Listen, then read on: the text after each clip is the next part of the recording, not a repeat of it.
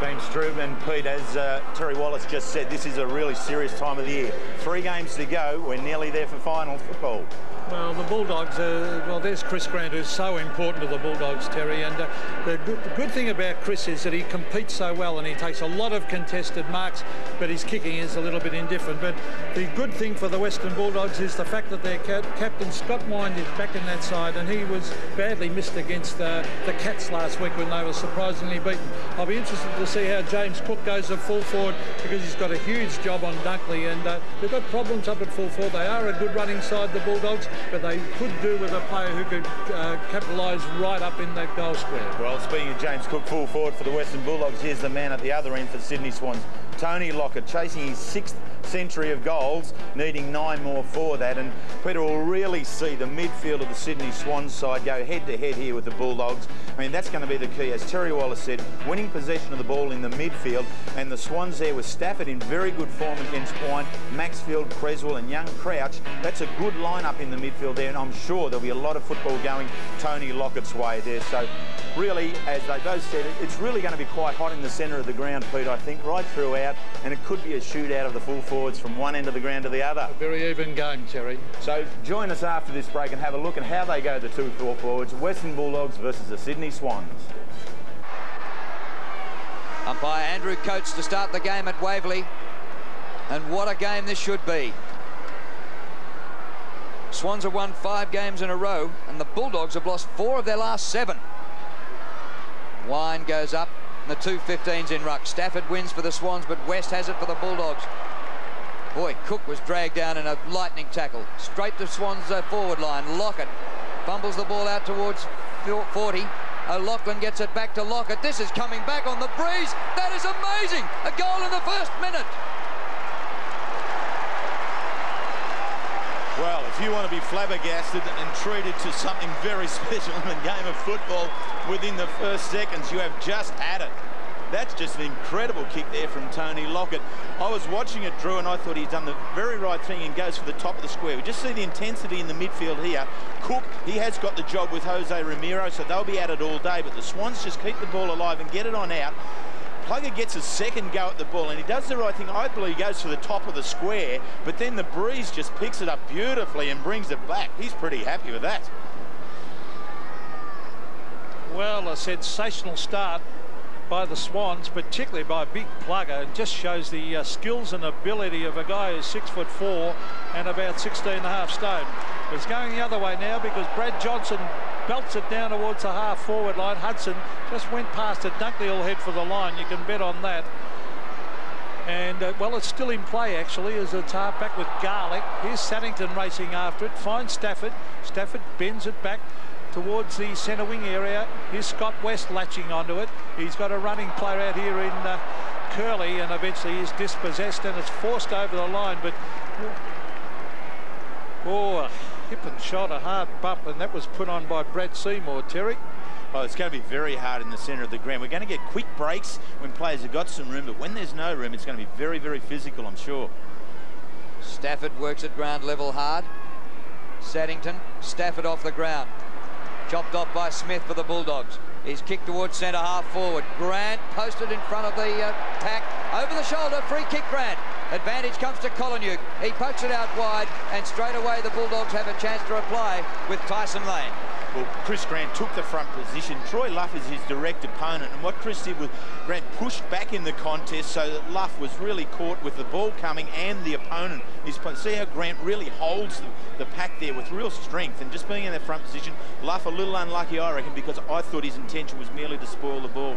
Yeah, it was paid for the left arm over the shoulder, Terry, so that was certainly there. The right arm was up contesting the ball. Lane back playing just his 5th game for the season. It's the right time of the year to be playing in the seniors. It starts right, it comes back for an equaliser.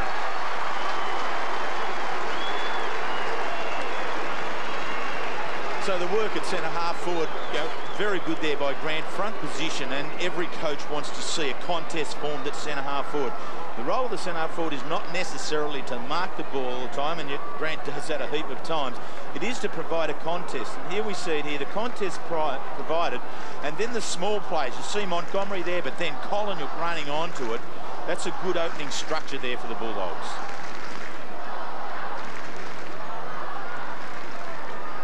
scores are level, and I think we're in for a very, very good game here.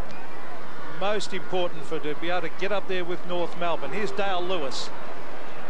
Quick kick in towards the half-forward line. The Swans race in and swoop.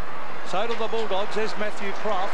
He did that well to Wirra. Wirra tries to transfer play out towards centre wing. The Swans have got numbers out here. Troy Luff. Oh, he did that pretty well, but latching onto it. He's Scotty West. Now West kicks to a space because he really had no one leading for him, and the ball will roll over and beat Dunkley and Cook. Now Russell Morris, you're down on the boundary line. I certainly am, Peter. Good afternoon to you. And just quickly on the interchange, we've got Luke Darcy, Michael Martin, Craig Ellis and Crediuk for the Bulldogs, and also for the Swans, McPherson, Mooney, Crouch and Arnott. And just the breeze, probably about 2 or 3 goal breeze to the left of screen, Peter. We just noticed with Tyson Lane's kick went from right to left as Drew called it, and it is really on today. Both teams are very, very fired up as a free kick goes to the Bulldogs, but very, very fired up. Was in the rooms of both clubs, very relaxed, but obviously very determined for top spot today. That was an important free kick there for the Bulldogs because the Swans were off and running. Leon Cameron out wide near centre wing. He was mentioned in the trade deal that became public during the week. Hand pass, Wine comes into Garlick, a former Swans player. He's sandwiched in a double bunger. Ball punched back towards the centre square. Lucuria, a last-minute inclusion. Back to Cook. And they work it beautifully out of defence, the Swans. It comes to Roos, who's forward of the wing. Kicks to the 50. O'Loughlin gets rid of his opponent, Curley. O'Loughlin held. O'Loughlin made the first contact, Drew, but then Curley actually grabbed him by the jumper. So the free kick, O'Loughlin makes that contact, but then you can see Curley grab him by the jumper, and didn't look as though there was a hell of a lot in it, but enough to warrant the umpire paying the free. Well, this is into the breeze from this side of the ground for Michael O'Loughlin, and he'll be kicking from over 55 metres, so he wouldn't make it for a goal. Stafford at the back, brings it to ground.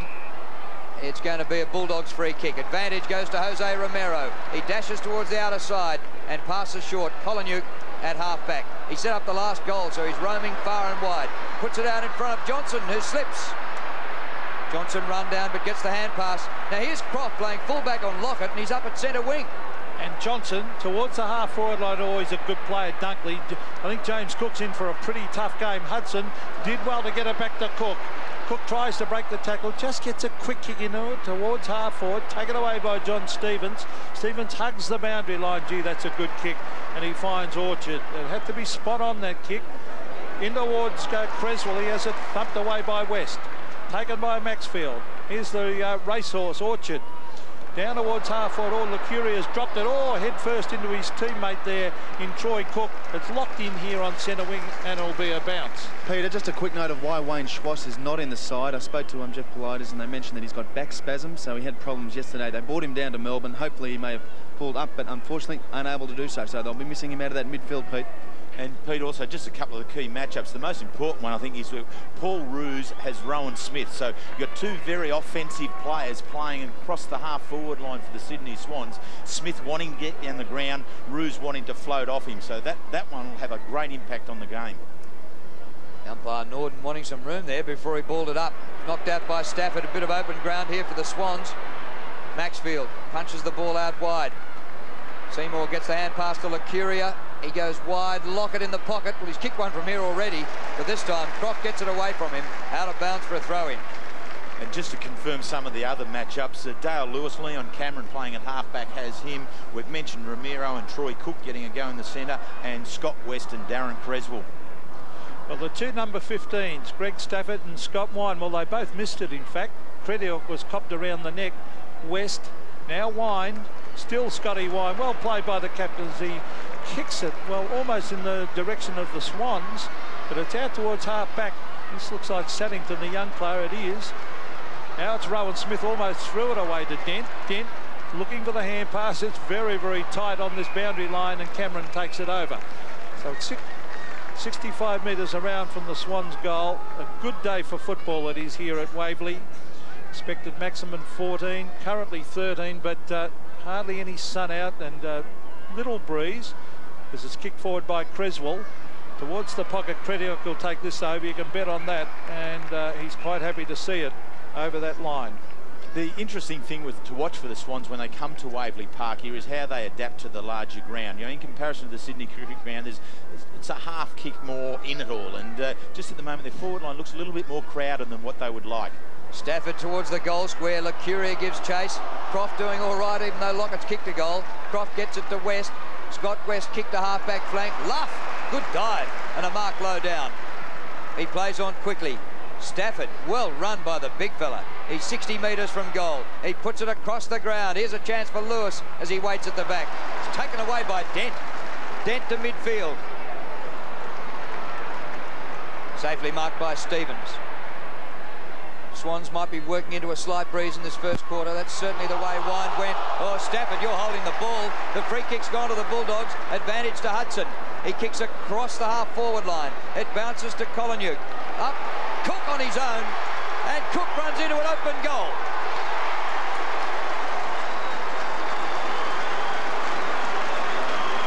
Well, the Bulldogs got their second goal. Second one courtesy of a free kick that was played back in the midfield.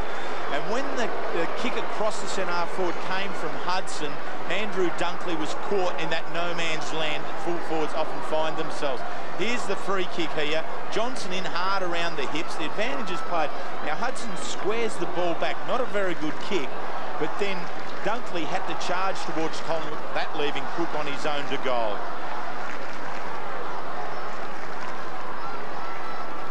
James Cook has kicked his first after a beautiful left foot pass from Stephen Kolonyuk. And Rodney Eade not looking too happy about that situation. They lead by a goal, the Western Bulldogs. Wine wins the hit out, but it's on centre wing. Oh, that's holding the ball. Too slow getting rid of it was Paul Lucuria. And a free kick, Johnny Russo, I don't think anyone could argue with that. No, obviously a prior opportunity to dispose, Pete. West down to Tyson Lane. He did well against Collingwood 2 weeks ago. He kicked 4. He gives it over the top to Garlick. Oh, strong tackle by Cook. The Swans are a great tackling side, as it's kicked around the boundary by Creswell after having been given a hand pass by John Stevens, and they're happy to find the safety of the boundary line, the Swans. And Troy Cook already has laid, 2 or 3 very strong tackles in the game. Started with the first one of the match, then this one again. I think he's a good addition in the midfield in the absence of Schwass. Wine to West to Romero, but his kick is astray, and Nix takes the mark in defence for the Swans. Comes out towards the wing. Marking contest, no mark. It spills to Grant, who's 100 metres from goal. Cameron. Oh, that's a great pass to Curley. Romero going past and floating over the top to Crediuk. Michael O'Loughlin did well to cover 2 of them there. Paul Hudson straightens towards goal. Cook's got 1 already, and he's taken another mark. James Cook, plenty of endeavour. Well, the Western Bulldogs match committee have really put their faith in James Cook to be the full forward. It's been an in-out season for him and for Simon Minton-Connellan. With only 3 games to go to the finals, you need to settle down and make a selection for full forward. They've obviously gone for him.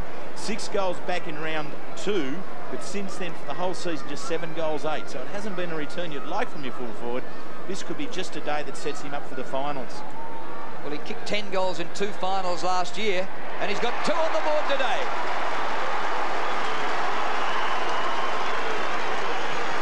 Well, you certainly can't underestimate the importance of having a key full forward. I don't think sides necessarily need a full forward who will kick 100 goals regularly for them, Pete, but what they need is someone who can act as a focal point for the players that comes down the ground. Yes, and James Cook, Terry, he's a very accurate kick. He's a very long kick, but he's very unpredictable. But yeah. If he can kick goals on Dunkley, then he'd be doing very well.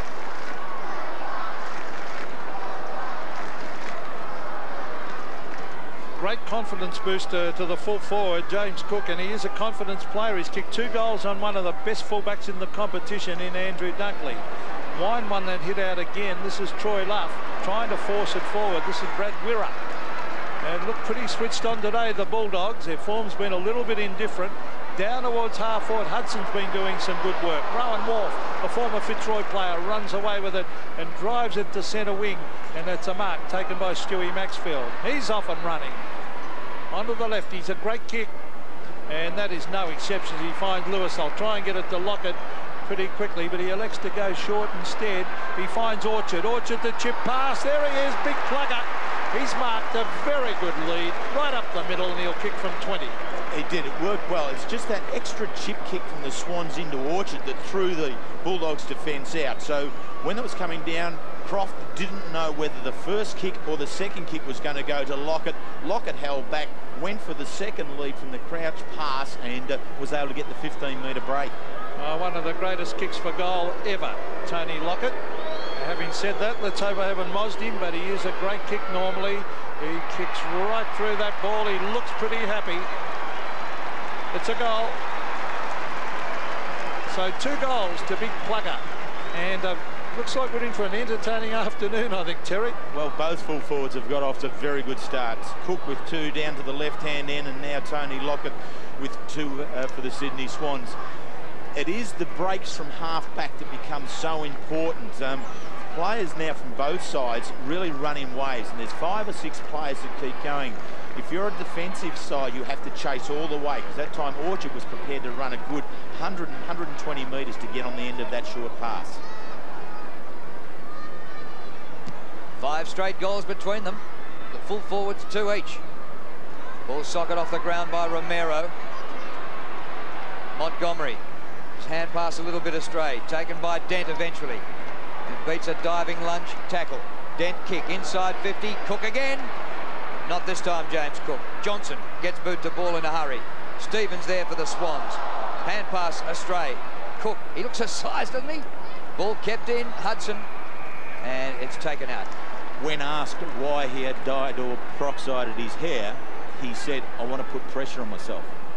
Now, that's a pretty big call, because that isn't a real good look, I don't think. I thought his answer might have been, well, to take the emphasis away from his size.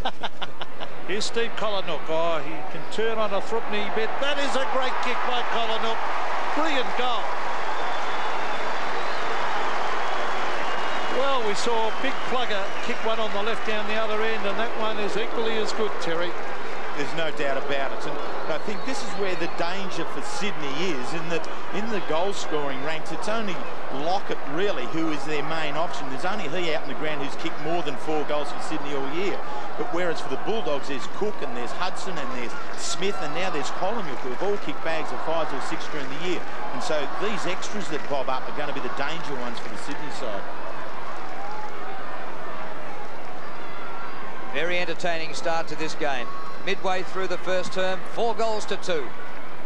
Oh, Stafford up a long time and got a ride on Wind and stayed there forever. And Stafford finishes up with the hand pass. Out he comes to Luff. Here's kick inside half forward. Lewis getting across. A punch by Crediuk towards the boundary line. That's great defence by Stephen Crediuk. The ball out of play. And listen to the Dogs fans. That's what they like. Drew, just a quick one. Jason Mooney's coming on the ground for Paul Roos. I think Roosy got a kick in the calf, so that's a few problems, so we'll keep you updated on his condition, but obviously Mooney may be a little more mobile. The ball way out at half forward for the Swans. It's thumped back towards the line. Here's though Lachlan. It was out over the line before Creswell could bring it back in, so it's about 70 metres around from the Swans' goal. Actually, I was a bit surprised that Jason Mooney started on the interchange bench, but I think he's been a very good focal point at centre half forward. And in fact, he's been back for the last 5 weeks and they've won their 5 games. Now, he may not necessarily be doing a lot of the work, but he is at centre half forward, providing that focal point that sides so much need. Well, he's doing the ruck work here against Rowan Smith. It's flicked over the back to Troy Cook. Now it's Wirra. Brad Wirra, a hurried kick to centre wing. Chris Grant's up and after it. Couldn't quite pick it up. Now he might be able to. He's under enormous pressure here on centre wing. Tapped back by Curley. Westie's there. Now it's Creswell latching onto this ball. It's a wobbly one. Some good defensive play by Stephen Crediuk. Oh, Smith went to kick it off the ground. Now it's West giving it to Crediuk. That's good team play, this. On to Wirra. The chip pass. Oh, just got there in time, Dent, before it was spoiled. So Matthew Dent at halfback. He's kicking it wide. It's a low trajectory kick. It's a good kick. Collinwood couldn't mark it. Tyson Lane loses it to Stevens. Here's Rowan Wharf. Hand pass over the top. Oh, Dent slipped over it. Allows the Swans in. They've got numbers. And it's taken away eventually for the Bulldogs by Tyson Lane and over the line. Just the weight of disposals at the moment. The Western Bulldogs have had now 60, and Sydney have just had the 38. So there's a lot of football with the Western Bulldogs at the moment. They have got the breeze. I think they haven't yet made the most of this first quarter advantage that they've got. Gee, the Swans are in a bit of trouble. Kelly out for the season. Swass a late withdrawal prior to the game, and Ruse off the ground now. They're three pretty good players. Here's Troy Cook round the boundary line. Lockett going to his favourite pocket. Croft in front. Comes to Lewis. Keeps it in. Well played, Dale Lewis. Sprint on for the ball. Romero kicks an own goal. And rushes are behind. And so free kicks, Western Bulldogs 5, Sydney Swans 1. There was a couple there early in the quarter for the Western Bulldogs that gave them their first couple of goals, but since then all participants in the game, players and umpires, have settled down, and it's really settling down to a very good game of football now.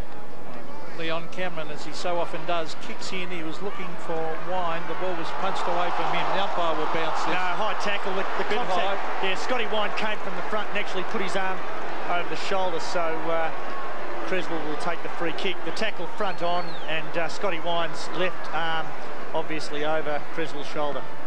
Well, Creswell got the free kick in towards Lockett. Oh, look at the strength. He couldn't quite latch onto it, but as it's kicked away there by Crediok. But what about the way he got Croft out of the way there, Terry, with strength? Well, see, the thing about Tony Lockett is he has got the physical strength, but then he's got the technique. And, John, that's very important, isn't it, that he doesn't just go overboard using brute physical strength, that you've got to be able to do it subtly inside the rules of the game. And I think that's one of the qualities that Big Tony has got.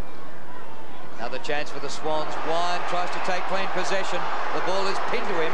And it was looked high, didn't it? Yeah, well, it does from this side of the pack, but the umpire in control at that time was actually on the goal square side. Now we see the contact is over the shoulder there, but the umpire's out the top right-hand corner of the screen, so certainly wouldn't have been able to see it. Why don't they get side on, John? Well, he was, but he was on the wrong side. Lockett, thinking of Lockett, now has to go for goal and kicks it behind. Good call, Drew. Good call in that you said he was thinking of Lockett, and I think that thought should have been removed. When you're in that close there, he was only, what, 15 metres out from goal. He needs to be able to kick a goal for his own confidence and to add to the score powering of the Sydney Swans, so it's not just all Tony Lockett. Yeah, the path to Lockett was cut off. Well, it's that half-back with Rowan Smith. Centre wing is Grant. He's got support. Oh, one-handed went Tyson Lane. I think Terry Wallace will say something to him about that. Yeah, in a coaching sense, I think if you get one hand to the ball, you can get two hands to the ball. And just some players drop off in that concentration. Ellis ready to come back on. Important that he gets some form going into the finals. Wind and Stafford. West, oh, that was almost kicking in danger. West dived on the ball. He didn't go through with it, Kreza. Yeah. He might have pulled the kick. I think he pulled the kick. Yeah, I do, John? Pete. I think he knew that there was another player in the vicinity of the ball, so I think he did pull the kick. So certainly looked as though there was one coming up. But we see the ball on the ground, and yeah, Creswell certainly didn't go through with what would have otherwise been kicking in danger. It's at centre wing. Wine wins the hit out. It comes to Smith. A few players slipping down, and he's eventually tackled low and will take a free. Smith out quickly and gets to Lane. He's well held up by Stafford. Drew, I might just mention that's the second one of those. Last night it occurred where there's a trip by hand and no 50-metre penalty paid. So, a bit bewildered by that. Couple that slipped by them. Good mark by Dunkley. And the Swans running from defence. Here's Creswell. Kick up to centre wing. O'Loughlin and Curley. Curley's played every game this year. Hardly got a chance at Collingwood. Hasn't he revived his career? West to Crediok. Back to West. And here's Curley moving forward of the play. What a season he's had. To Cook. Well done, Dunkley, but it's still inside the 50. Garlick looking for a free kick, and the fans, but nothing doing. Johnson close to the line. Under pressure from Orchard. That ball's kept in by Johnson, and they've gained a further 25 metres. And Drew, if I can just revisit that free kick, I mean, the crowd paid the free kick on the basis of what Garlick did rather than what the tackler did, and everybody has to be aware of the fact that the tackler has to do something wrong rather than the player tackled overemphasise what occurs. It was a good match-up out there. Mark Orchard picking up Brad Johnson. Orchard, when he was at Collingwood, was the quickest player by a mile, and he was gift material, as in store gift material. Very, very quick player, Mark Orchard. We'd put Brad Johnson pretty close to that category too, as pretty quick. Well, he's matched him up pretty well there, Rodney Eade. So it's half forward for the Bulldogs. There's Orchard. Oh, he went straight for the line. And he's been pinged. You agree, John? Well, I mean, it's difficult for us to say from this far away, but certainly if the umpire considers that his only intention was to put the ball over the line, and we'll get a good angle of it here. I mean, clearly not trying to handball it to an opponent because they were all Bulldogs players on the outside of where he was. Well, Colinook has kicked it in short, and the umpire's paid the mark to Paul Hudson. And I think, Terry, Paul Hudson has really come on as a player this year. He's become far more team-oriented. He has. It's been an incredible revival of his career. Yeah, Pete. I mean, when you look back in that Hawthorn Premiership side, he kicked something like 60 or 62 goals. I mean, he's on target to do that again this year. And if you can get a player of that calibre across half forward, you're really able to do some damage to opposition sides. Well, he kicks from right on 50, Paul Hudson. Well, that looks good. That's a beautiful kick. It's a goal. Gee, that's a great kick in these conditions, isn't it? I mean, it's obviously fairly swirly out there, and yet Paul Hudson was able to accurately kick from a substantial distance. Well, accuracy is the thing. You know, I mean, what have we got? He's got 45, now 46 goals, 20. And, yeah, that's a very good return because the mixture between set shots for a half forward and crumbing shots at goal is quite mixed. So it's a lot of pressure on. So that's a very good return from a half forward flanker. That kick from Paul Hudson did travel a distance, so maybe the Doggies have been slightly favoured by this breeze in the first term. West gets them going forward again. Ball jolted free, the arms of Seymour. Comes to Luff from centre wing to centre half forward. Almost a mark to Lewis. Barry O'Loughlin just caressed the ball in. Back to Maxfield, wide for Lockett. Great mark. He's good when he gets in front, isn't he? I must say, I was looking for the ball to have spilled out of that contest and out over the back. I mean, he just extended the arms just that little bit further. And what is a smart full forward? I mean, you have to be to have played as long as he has, but as soon as Maxfield was making the move round to the left, off he went. He knew that was the side to go. He is one of the best. He and Dunstall for leading, they are fantastic. And he leads so quickly for a big man, and he's a great kick. Well, if he gets 3 in the first quarter, he'll certainly be on target to kick his century for the season today. 45 metres out. Oh, look at that. Pure perfection.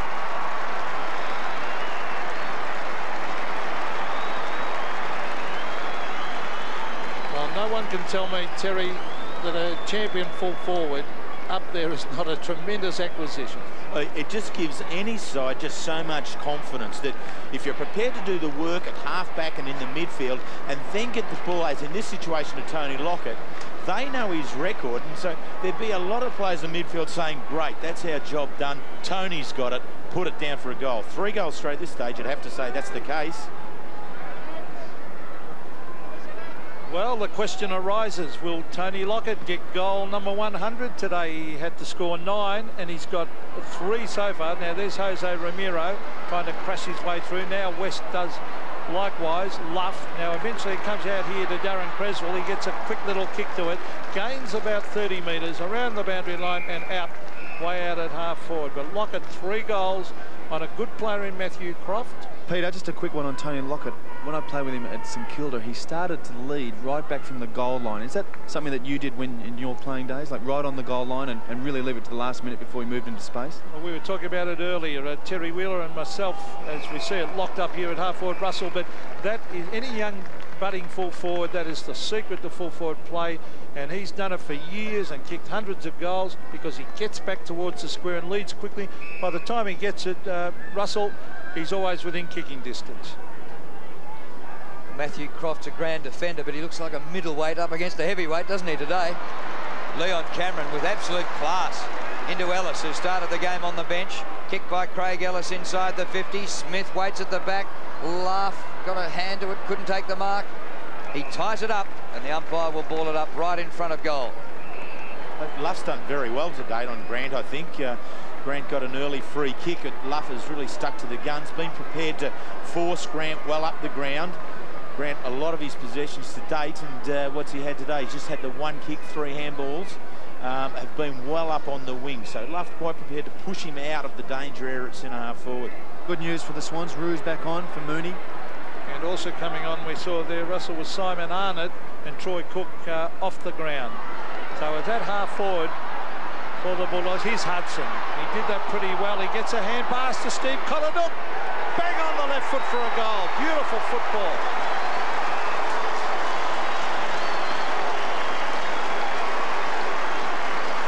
Well, to have a forward pocket just poking around the ground like Stephen Collinwood is. 2 goals. Missed last year's final series through suspension and real trouble last year, knee problems and that. But this year has been in. He's one of 10 players to play every game for the Bulldogs, and he's really out to make amends for missing out last year. He's one of the players who really keeps the fire in the belly going for the Bulldogs on their assault on the final series for the 2nd time this year. Well, they are great starters, the Bulldogs. They kicked 11 goals in the first quarter this season, and a couple of times have kicked 8. They've got 6 straight today with 2 minutes remaining to the first siren. Wine wins in the middle. West pops up a hand pass. It's taken by Creswell, who kicks wide with the breeze, and through the interchange gate it goes out of bounds on centre wing. Another quick change, Drew. Craig Ellis has just come off from Montgomery, so there's a lot of matchups, a lot of the coaches at the moment. So Simon Arnott there, playing just his 4th game for the season. The 2 15s, Stafford and Wine, have rucked the entire first quarter. Romero swamped, and the umpire will ball it up. It's fair to say that Wayne Schwass would be a huge loss on this big open space ground, Terry. No doubt at all. I mean, I don't know at what stage the Sydney Match Committee knew that Wayne Schwass wasn't going to play, whether it was a late one this morning or whatever, but him going out of the side is very much missed in the midfield. So Brad Whitterer, a wobbly kick towards the centre of the ground. The bounce is important here. It'll favour Dent. Matthew Dent drives at 50 metres down towards half forward. Wharf puts on the pressure. Good umpiring to let that go. That was a fair dinkum contest. Well done by Wharf. Now he'll have a bounce through centre half back. He's looking for an option. Oh, it's a wobbly kick. James Cook's way down on centre wing. Saddington's there also. He dives in there. Socket off the ground by Maxfield. Now towards the half forward line. The players charge after holding decision. What happened there, John? O'Loughlin just grabbed him by the jumper, so clearly a free kick. Kick by Cameron out to Dent. There's been a good defender this year, Matthew Dent, former Fitzroy player, on the bounce to Grant, who has a good tussle here with Luff, now helped out by Montgomery, and that will be balled up. Chris Grant hasn't taken a mark yet, but he's contested, had 5 possessions.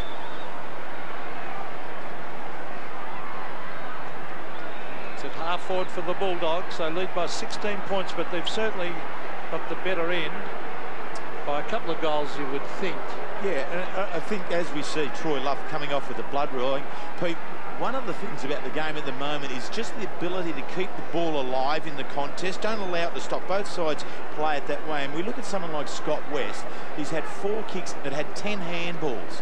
Just someone who's in the contest, just keeping the ball rolling over, ticking over, looking for it to be able to just spill out into space for someone to run onto. Likewise for Sydney, Darren Creswell does that.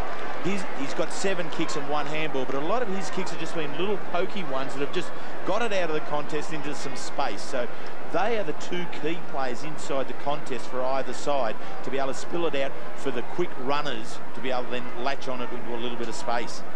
Jason Mooney is on the ground in place of Troy Luff, who went off with that blood rule as we saw a moment ago.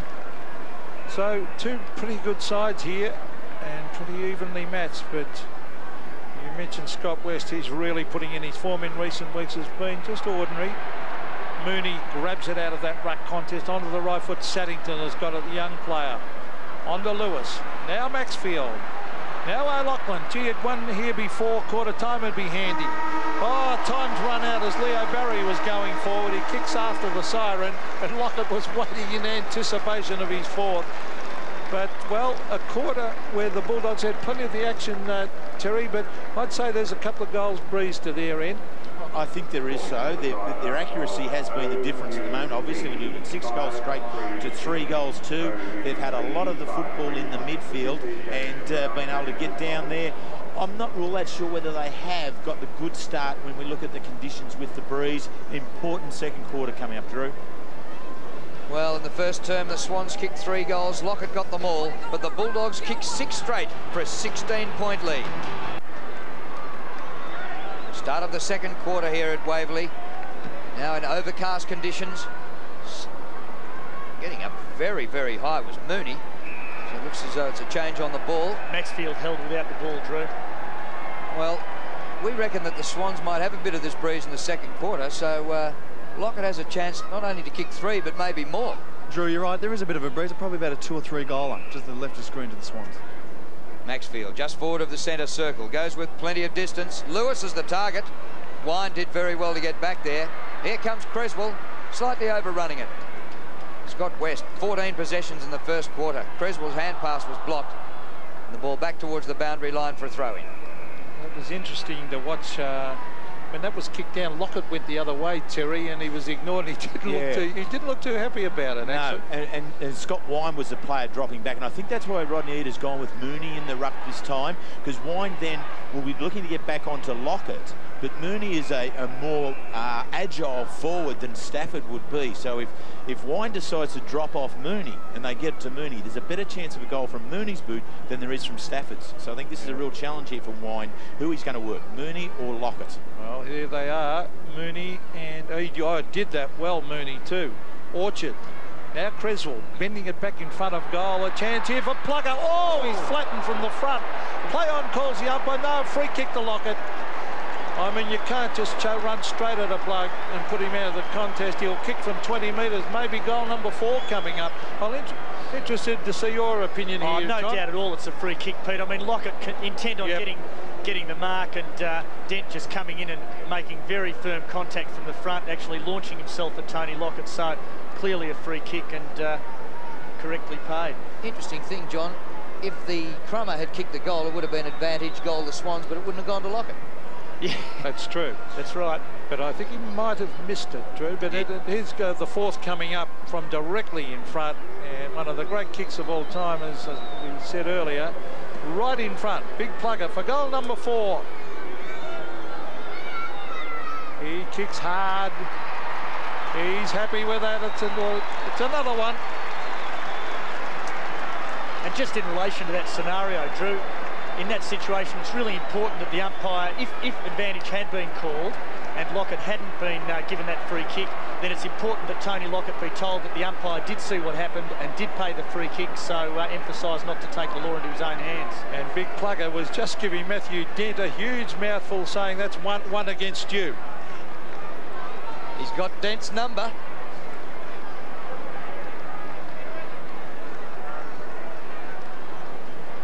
Well, Tony Lockett remonstrated with Dent, who gave away the free kick. So if I was Matthew Dent, I'd be looking out, because Plugger's got his number.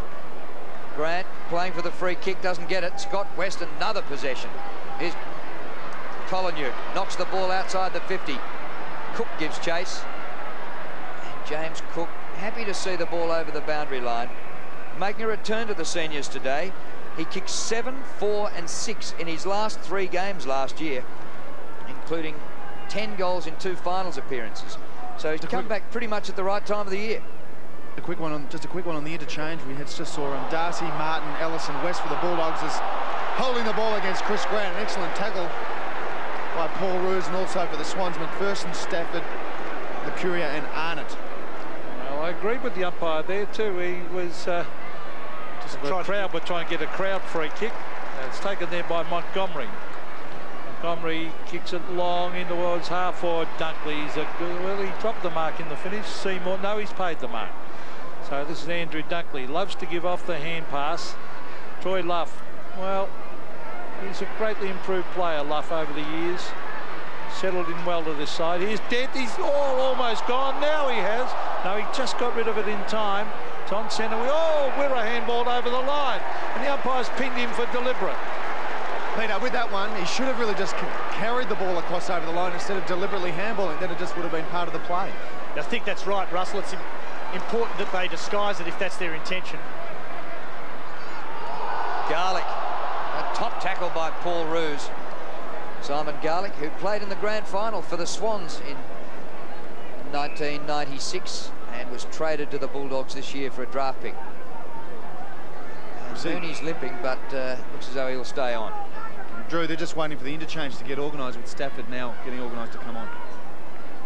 Wine takes clean possession out to Dent. who's playing a long way away from Lockett at the moment. Wirra's kick over centre wing. Grant goes to ground. It was taken over the line by Nix, and that'll be a throw in. 10 points the margin. Dogs in front. Mooney interchanged, and this is how it happened. Well, let's hope that the injury's not too serious. We saw Jason Mooney in that marking contest. Now it's on centre wing, slightly towards half forward for the Western Bulldogs. So a good even game going on here. The Western Bulldogs have kicked 6 straight to 4 goals 2. Lockett's kicked the whole 4. Scott Wine towards half forward. Taken away beautifully. It's given to Wharf there, and that was given by Seymour towards half forward. Creswell and West having a good battle down here. Socket off the ground. Here's O'Loughlin. Croft. Oh, he charged in hard. Now Croft again. Almost gone. Just got a quick hand pass into Cameron. Big Pluggers after him. Curley. Curley just got his kick to it before Plugger got him and he put it out. And wasn't that a great tackle there from Tony Lockett? And what's happening at the moment, both these sides are in the bottom 4 in the competition in terms of tackles laid. They don't tackle all that often. But here today, at the moment, it's 8 to Western Bulldogs, 16 to Sydney Swans. They're on top there, and that was best exemplified then by Tony Lockett. Stafford back on and straight into the ruck against Wine. Troy Cook made a good contest of it, but then he was a bit reckless with the tackle over the shoulder to Romero, and he takes the free quickly to centre wing. Montgomery trying to repeat the mark he took in round 5 when these two teams met in Sydney. Nix on the turn, a clever kick to Ruse. Hand pass comes out wide to Seymour. Further afield to Saddington. Lockett stays in the goal square. The kick in that direction. Now Lockett moves. Ball punched away, but it's still in the area. Leo Barry picks up from the pocket. Crossed the face and walked over the line for a rush behind. So as Montgomery comes off there onto the interchange bench, Sydney really need to find that crumbing goal scorer. You know, the number 2 on the goal scoring list behind Tony Lockett is Paul Kelly with 27. Now he's not even going to be out there for a long time to come. So O'Loughlin's and Cooks need to step up. Well, Orchard did very well then with pace, but it's not a good kick. Straight to Curley. Now the loose man has been developed here. It's Darcy to Cameron. Leon Cameron swings onto the left. Brings it in front of Colin Hook. Oh, it's thumped away by Wharf. That was good. Maxfield. Troy Luff. Now Tyson Lane. He bends it back in front of the Bulldogs goal. Hudson tried to tap it back to a teammate. It's knocked further afield. Oh, this is good team play again. John Stevens is there. The Swans are charging and Saddington was there. Now Maxfield. He's caught very, very high. West. Johnson. He takes it away from Orchard. The Bulldogs trying to go forward. Look at the pressure out there, Terry Wheeler. This is just incredible from Sydney. Their half-back line has been great. And what I'm impressed with is they've been aggressive at the ball. Andrew Dunkley now has twice left James Cook standing alone in the goal square just to get numbers at the contest. And he's been rewarded by having the support of the remainder of the half-back line of the Sydney Swans and the midfielders to stop the Bulldogs dead at half-forward. Big crowd around this ball up at half forward for the Bulldogs. Stevens takes it away for the Swans. Kicks them towards half forward. Lewis giving chase. The ball bounced end on end. Comes back to Crediuk. His hand pass over the head of his teammate Dent. Stafford gets it going forward. Croft leaves Lockett and gets on his bike, Matthew Croft. Great play by the fullback. Up to Curley. Curley up towards half forward. Hudson with a run. Oh, should have marked once he got there. Knocked on by Johnson, but not far enough. And Dunkley goes for the line. He hasn't found the line. Garlick, 55 metres from goal. Kicking into the breeze from here. Keeps it low. Cook, good mark. Well, Andrew Dunkley really can only blame himself there. He didn't realise he had so much space around him as the ball came in and went for the knock. There you can see, read his mouth there. There was a little bit of an expletive, but following that he says talk. And what he wasn't getting was instruction from his co-defenders as to say he was clear and could have taken the ball in his hands rather than going for that spoil wide to the boundary line that's rebounded and found Cook within 15 metres of goal. Seymour in the hands of the trainers there for a moment. So here's James Cook aiming at his 3rd goal. Kicked 2 in the first quarter.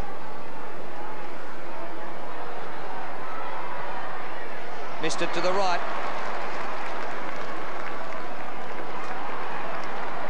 Andrew Dunkley would breathe a sigh of relief. He wasn't to know he was on his own.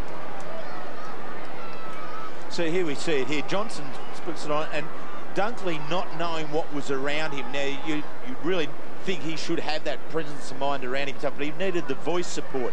Didn't get it, went for the big thump, and then the rebound finds Cook in a very good position in front of the oncoming defenders.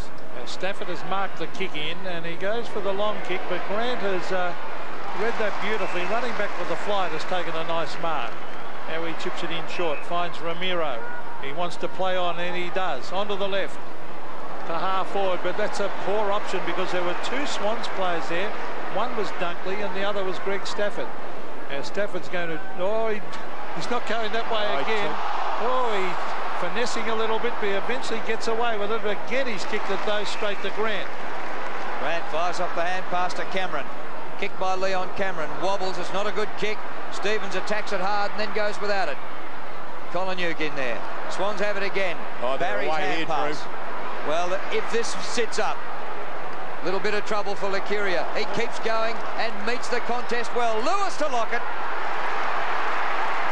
And well done, Johnny Stevens at centre-half back, Terry, because he really made a contest of that and just kept working really hard to get the ball out. And the outcome is Tony Lockett with a direct shot at goal from about 25 metres. Also, Johnny, pat on the back to the young Paul Lacuria. The way you can take the footy there, as we see, sensational stuff through centre half forward. Eyes on the ball, tough work, allowing Lockett to line up for his fifth.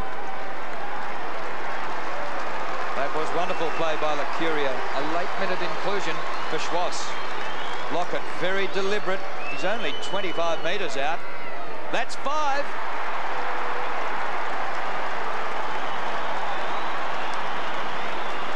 That's a big call. Brian Royal at quarter time in the interview with Russell Morris said that if Plugger's got 6 at half time, we'd have to have a look at it. Drew's just called it. He's got 5, so they'll have to be starting to work that way in the Bulldogs coach's box. Mark West, who's come on during that piece of play there for his first run for the year. But just at the moment, Sydney are physically stronger at the ball than the Bulldogs and had that advantage in the midfield.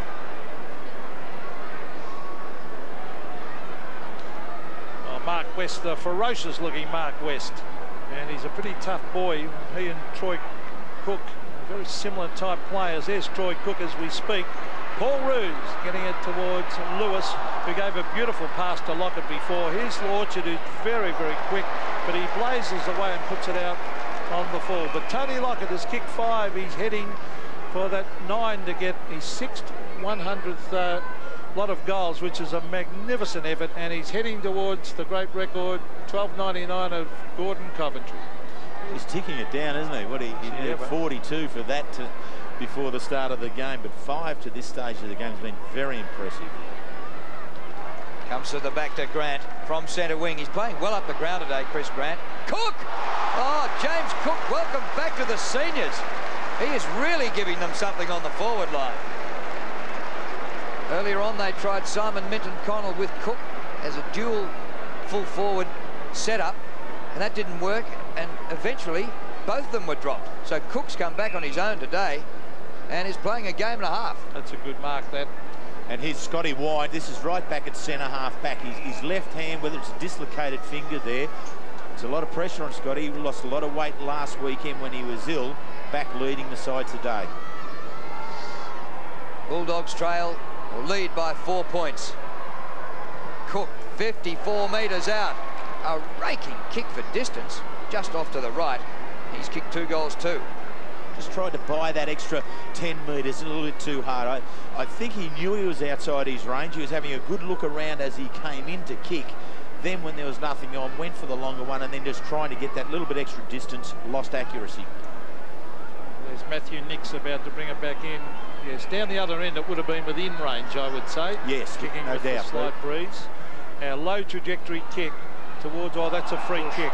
That's a push out. Do you agree with that? Yeah, no doubt at all. The ball coming back because the umpire chose not to call advantage. Clearly 2 actions. Rowan Smith just pushes and then thinks about the ball afterwards. Well, a very casual kick from Brad Seymour then. And it was spoiled by Simon Garlick. There's been a couple of those, Pete, from Sydney. Seymour's just then. Orchard just a little bit earlier when he could have been tighter on the boundary line but kicked it out of bounds on the full. They have got the ascendancy at the moment, the Swans. They need to get a couple more goals on the board before half-time. Well, the Western Bulldogs lead by 5 points, and this is heading for the boundary line again. And Mark West is charged. He's a ferocious-looking character. And I've been a little bit critical of him at times where I think he lines up the man a little bit too much instead of going for the ball. But he does hit them very hard. I think he got too much positive reinforcement for aggressive contact during the finals last year, Pete. Yeah. Cameron on to Steve Crediok, who drives in towards Cook and Dunkley. Just a little shove out, and the umpire under that one. Good umpiring, because he certainly put Dunkley out of the contest. Yeah, again, the first intention by James Cook was to get rid of Dunkley, and then the second intention to go for the ball, and the umpire aware of that and paying the free kick. Dunkley in short to Lewis, who's still behind half-back. Just a little bit of slow here getting the ball out of half-back, Sydney. Up the centre of the ground. That's good play. He waited and waited, and Troy Luff gave him the lead. Just at the back edge of the centre square. Once again, he waits. Now kicks to half-forward. O'Loughlin, well, he went goalwards and then propped and came back to take the mark virtually uncontested. That's great play. O'Loughlin out in front of Lockett. Didn't kick it far enough to him.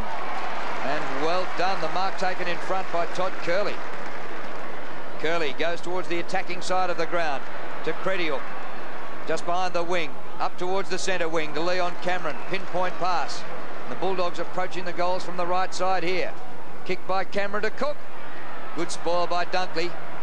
Close to the line, Hudson.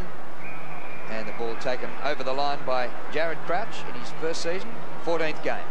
Rodney Eade looking very, very excited up there in the coaching box. They're having plenty of the play at the moment. They're two very evenly matched sides.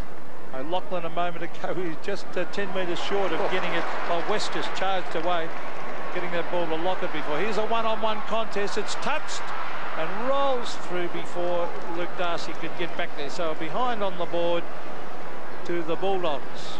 So Mark West back into the side for the first run this year. Had a shoulder surgery through the Ansett Cup with that injury, and then had some stress fractures in his back during the comeback during the reserve. So good to see him back out there. Well, Maxfield receives from McPherson. Roos back to Maxfield. This is good play. Stewie Maxfield, he's looking in the direction of Lockett. Couldn't quite get there. Crediok getting back to lend a hand, and he handballs through for a behind to the Swan. He wasn't going to muck around then. And you know why Crediok did that? Because if Lockett gets another goal, he's the next man to go back. He's doing whatever he can to keep it as it is, so he's not the one to take big plugger. Did you use those theories when you were coaching the Bulldogs, Terry? That's a beauty. Yeah, interesting scoreline for the Swans. They're 5 goals for. Lockett's kicked 5 straight. O'Loughlin 1 behind, and there have been 3 rush behinds. This is Wirra. Across to Credior. Next in line. He wouldn't be licking his chops at the prospect. Wind. Takes the mark on the defensive 50. Oh, Dent, you're in heaps of bother. Creswell goes to ground, but has time to recover. Lacuria. Cook. Oh, any amount of Swans. And here's McPherson up from half-back. Lockett shepherded beautifully then. Well, I think even Tony Lockett, I mean, would understand that it's not a healthy situation if he's the only goal scorer. Now, I mean, he would like to have other players have confidence in being able to get into positions to be able to be goal scorers. So if he could then protect Daniel McPherson so McPherson could mark and then see himself as a goal scorer on this side, that's to the advantage of the Sydney Swans. Playing just his 12th game this year. 17 games since the 96 grand final. Right in front, a goal.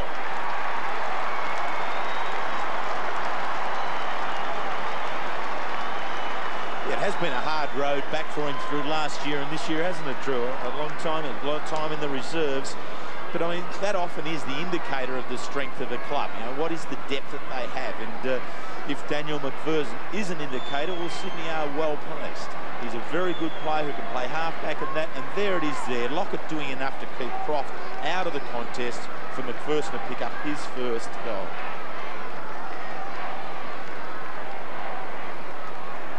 Well, the Sydney Swans have finally hit the front. It's by a solitary point. Centre bounce, very important. Stafford, well, he got his hands to it. Ramiro was grabbed high. Free kick to Jose, back in the middle of the ground. So it's crunch time now for the Bulldogs. The Swans have been gradually getting on top. Cook and Dunkley. Now, was that a push-out? That's interesting. Was that a push-out? James Cook will certainly make sure that if he doesn't get this kick, he'll make sure the umpire... Well, he's not getting it, he's not getting it in his 50 as well. And Paul Hudson certainly not happy about that. So the push by Simon, whoever it was, Dunkley on James Cook, not paid. Here it is there. That's the push that James Cook thinks should have been a free kick. We've talked about the one action to get rid of the opponent and then the second action to mark. Actually, when you saw the close up then, you wouldn't have paid that one, I don't think, John. The hand pass here, and around the corner towards goal for the Swans goes Matthew Nix, and he has missed. At the first thought, I thought it was similar to the one given I still do. Earlier. I still do, Pete. I mean, there certainly were two actions, and the player's prime objective is supposed to be to go for the mark. And in that case, I think Dunkley's prime objective was to get rid of Cook first. Kick to the 50. Good mark by Garlick against his old side. Swans by 2 points. Just under 7.5 minutes remaining to half-time. What a contest this is. The loser will fall a game behind the top two in the competition. And the winner will join North Melbourne level on points, separated by percentage. Brad Seymour for the Swans, in between wing and half forward. Oh, good mark in front, Lacuria. Well, how didn't he earn a game straight away? Great grab that, Terry. Oh, it is very strong. I mean, to be able to have the sort of courage to be able to get in there and mix it with some of these big blokes is very good first up. But then to be able to judge the flight of the ball in amongst it all and complete the mark, very good. A late inclusion into the side. He's been one that's been sitting in there in the wings for the Sydney Swan side for quite a while now. And here a great opportunity at this stage of the season to cement a spot. Kicking with the breeze from there. So 50 metres might not bother him. Swans by 2 points. Got the distance, but across the face of goal. In fact, Croft is in the field of play to take the mark. Hand passes back to West in the goal square. But the umpire's going to make him come back over the mark. And John, if you can explain this in less than half an hour, good luck. No, it takes half an hour. It certainly does, and the crowd can never understand that one. When it goes out of bounds, we'll do it. There's O'Loughlin kicking quickly. Oh, courage needed here, and Crediuk had it. He really wanted that ball desperately. Good mark on the Wirra. Back it comes to Garlick. Garlick kicks wide. Michael Martin's on the ground. He's very, very quick, Martin. Handballs it and gains about 10 metres. It's out of bounds. We might do it. Peter, just a quick one. Brian Royal mentioned at quarter time that they were worried about their overuse of the footy, and it looks like it might be biting them in the tail at the moment. The Swans have got the numbers around the ball, and by trying to handball at every opportunity, the Bulldogs are getting themselves into a lot of trouble. And Rowan Smith is actually spending a bit of time on the bench, so some hard decisions being made by Terry Wallace. Bulldogs were 6 straight in the first quarter, but haven't added to their goal tally. Just 3 behinds in this term. Cook keeps the ball in well. Arnott, the hand pass, goes astray, but Orchard eventually on the bounce. To centre half forward. It drops short of Stafford. Crediuk. Cameron fumbled. That's a high tackle. That's a couple, though, that Steve Crediuk handballs that are given off that haven't hit the mark. Brad Wirra one just a little bit earlier than that one. It just little lapses in concentration. And as Russell Morris was saying, they've had a lot of footy, but in terms of inside 50, it's 10 to the Western Bulldogs, 16 to Sydney. They're being far more efficient with their use of the ball like Sydney. And at quarter time, Brian Royal highlighted a factor about the Dogs this year, that the second quarters haven't been good, and they certainly can't be happy with this one. Sydney lead by 2 points. Centre wing Grant flying at the back. Didn't quite hang on to it. John Stevens was getting some support there. Creswell did very, very well to Luff. Well done. He should have given a quick hand pass. He was too slow there, Luff. See, that was very unlucky, though, because Troy Luff really did attempt to handball the ball, and in that situation, all he's got to do is attempt to handball it. Well, Mark West brings it into the pocket. Cook's got a couple to beat. Oh, courage shown. Taken away by Hudson. Good play, Paul Hudson. He's in trouble now, though. And he's been pinned. And that's the old prior opportunity, Pete. Where Hudson actually evaded a couple and then just took a couple on that he shouldn't have, and then in that situation he must successfully kick or handball, not just attempt to. I'll tell you what, that's a pretty big telephone call that Chris Grant's taking. Under 5 minutes of play, ball in your forward line, and Terry Wallace takes Chris Grant off to talk to him on the phone. That's a huge call. Well, Rowan Wharf kicked that down. Cook goes in after it. Quick hand pass back towards the Swans. Oh, that's Seymour getting it further afield. Taken away for Sydney by Johnny Stevens. And out wide he finds Simon Arnott. Now Arnott looking down towards half forward, and he finds Dale Lewis. Now they're on top at the moment, the Swans, Terry. Yeah, and that's why I'm concerned about Grant going off. Now he must be taking Grant off for the rest of the quarter, not just for a little bit of a talk to, because you know the Bulldogs really need a goal. Everything sits at the moment with the Swans. Here's Stafford, 3.5 minutes to half time. Stafford hoists it high. Luff! And there's Grant's opponent. So there isn't the pressure on Luff with Craig Ellis being the opponent that it would have if Chris Grant was the opponent. So Luff now has a little bit of freedom to be able to get there and run amok. And taking a mark with only minutes to go that far out, that's running amok. Well, they've had a couple of defenders coming up to take marks in this quarter. McPherson and now Luff to take the pressure off Tony Lockett, needing to kick all their goals. Swans lead by 2 points. Luff right in front, 35 metres from goal. No problem.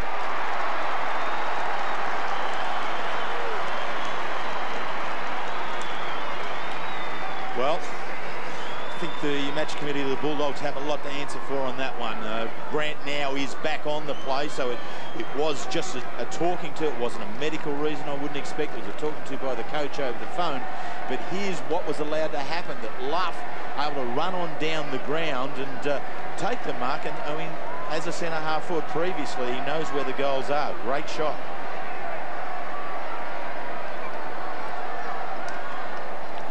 Well, there's 2.5 minutes left in this second term, and it's a vital 2.5 minutes to come, because they've got a bit of a run on, the Swans. Dent to Cameron. Bulldogs could do with a goal now. Darcy to West. Back to Cameron. Cameron bending it into the pocket. Cook couldn't mark. Dent is a gang tackle. Gee, they're a good tackling side, the Swans. Lucuria went for the hand pass, but missed Matthew Nix, and over the line it went. Peter, just a quick one. Responding to Terry's comments, really, when Luff did have a man, though, Craig Ellis went on the ground to replace Chris Grant, so why wouldn't have Ellis picked up Troy Luff and tried to avoid him taking that mark? My point is, Russ, that Luff wasn't all that worried about Ellis. He's more worried about Grant. And here's Chris Grant getting the hand pass away to Dent, who shrugs off the tackle. The kick is smothered.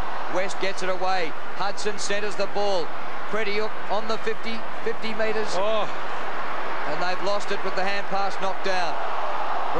Crediuk came back, or Martin came back to make amends with a good tackle. Orchard.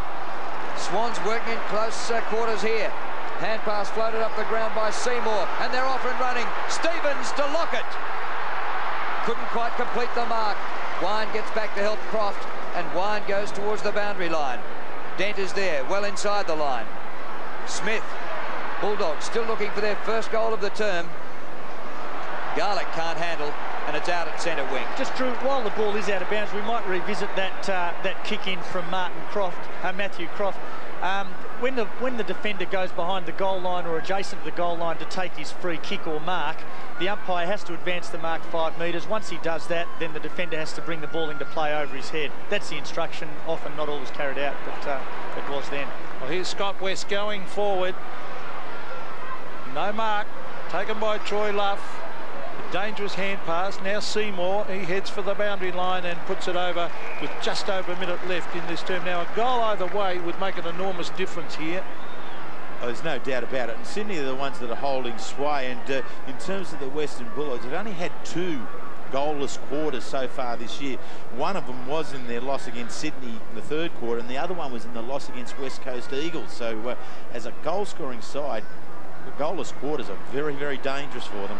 Here's Ruse getting it to Arnott. He bends it back. Oh, the bounce favours McPherson. Here's a chance, or dangerous hand pass again too. But here's Creswell. Where's Lockett? Onto the left. Lockett's got a stretch. Lockett and Croft. Croft did well. He might get caught. Gets in a hand pass to Wine. But the Swans tackling, they're coming hard at the Bulldogs. Oh, he's appealing for a deliberately. He actually handballed it. I think he did. He handballed it at Scotty Wine's knee in the hope that he could get a delivered out of bounds decision against. Here we go. He actually aims below. he aims like very. But it hit the knee. Yeah, it's got to be below the knee for it to be a kick. Oh, a bit of cheek there by Dale Lewis. And clever by Stafford. Romero crunched in a good tackle. Ball hasn't gone out. Romero gets it to Martin. Martin along the boundary line. Too high for Grant. Montgomery taken over the line. He just came on too, Drew, replacing Paul Hudson. Chris Grant, he is playing so far from goal. He's not even going to get a chance today to kick in accurately because he won't be having any shots for goal. Colin Yook hasn't had a touch in this second quarter after a six kicks and 2 goal first quarter. Scotty West gone from 14 possessions down to just 5 in this second quarter. So really the Sydney Swans have been able to peg down now the key match players for the Bulldogs. Well, that's half-time here at Waverley, and there is a goalless quarter for the Bulldogs. And they've done it a few times this year when they've started like a rocket and come to a standstill in a second quarter. So at quarter time they led by 16 points, and now they trail by 8, with the Swans getting the only 4 goals of the term. Lockett kicked 2 of them, McPherson and Luff kicked 1 each. So great game here, top of the table game, and nothing in it with the Swans in front by 8. So the Swans are out on the ground well before the Bulldogs, but we're about to start the second half. Umpire Matthew Norton holds the ball aloft, and we get underway. The Swans leading by 8 points, but the Dogs have the breeze in this third quarter. Clean possession by Wine, but he's caught by Stafford. Creswell's hand pass is blocked. That footy's going nowhere, and they're really attacking it hard. Eventually it's shuffled out. The umpire let it go a fair while. Out wide comes Creswell with his hand pass. It's flipped on. McPherson been good. His left foot kick in the direction of Lockett. Caught behind this time. Front of the pack, Curley. Back to Lockett's man, Croft. And Matthew Croft clears for the Bulldogs. One hand, not quite enough by Romero, but he had a bit of time. Oh, Jose's poleaxed after he got rid of the kick. Gee. And a couple of the Bulldogs not too happy about it. Here's Johnson. Over the head of Martin it goes. Oh, Nix has had an excellent season, but a look-away hand pass missed the target. He was guessing the target.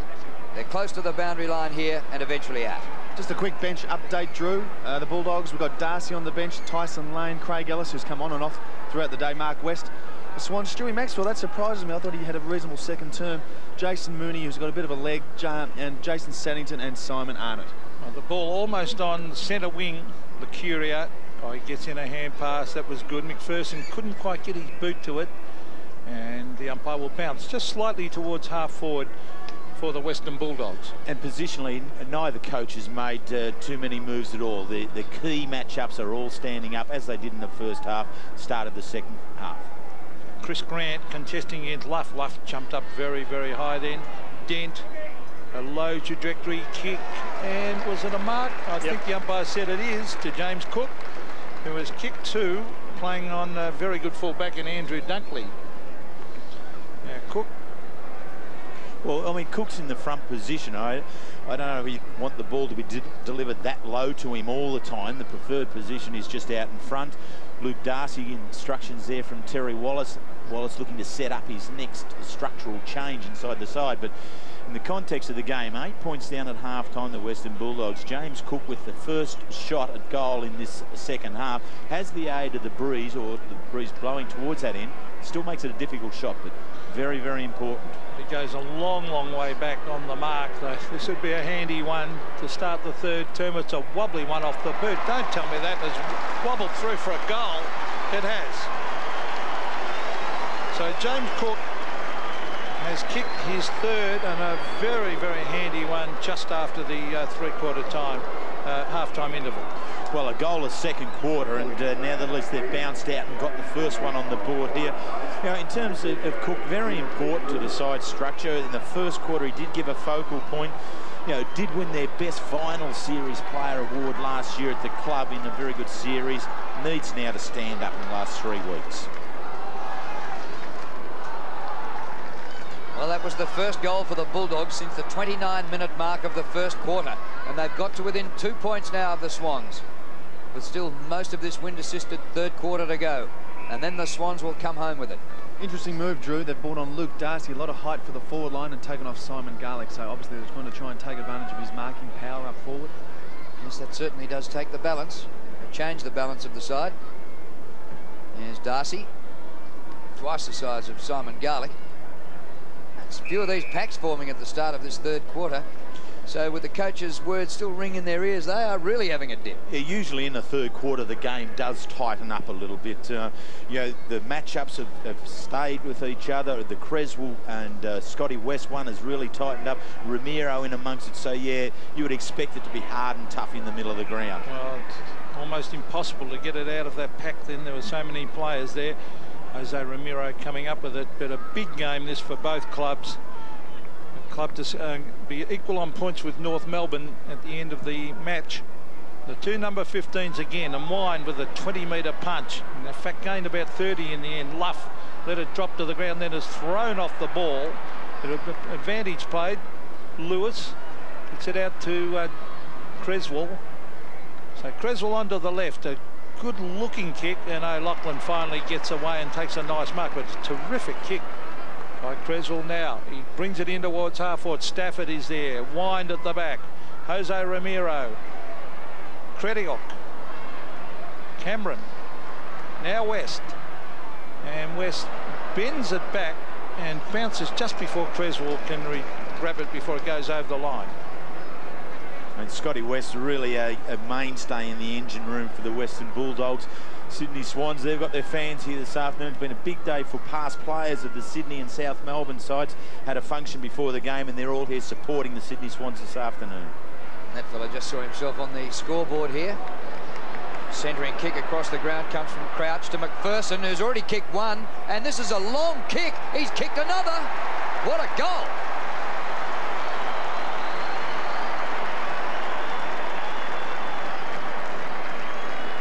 Not bad when your interchange bench player comes on and has an impact on the game.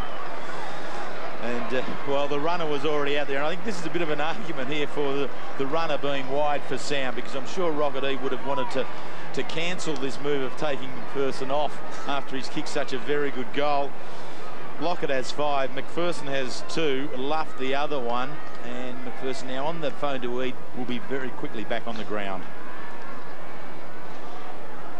Well, Daniel McPherson back in the side, and 2 goals to help Lockett. And Lockett had made a good lead and had got 5 metres clear then too.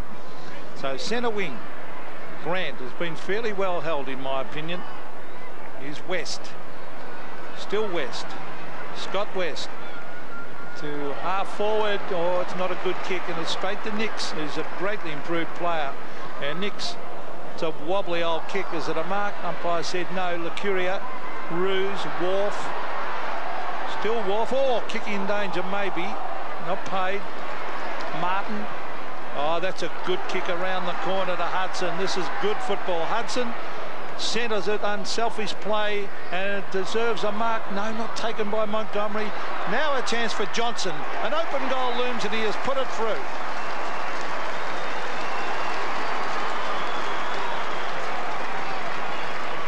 So Johnson, one of 6 players for the Bulldogs who have kicked more than 20 goals for the year, and that's an indication of the spread of the goal-scoring power of the Western Bulldogs. But today they just haven't really stood up, and they're starting to tick over now. But Johnson needs to be in amongst some goals. He needs to get 3 or 4 under his name. Hudson's that sort of goal scorer as well. But to pick up 2 goals here at the start of the third quarter, Sydney doing well defensively though.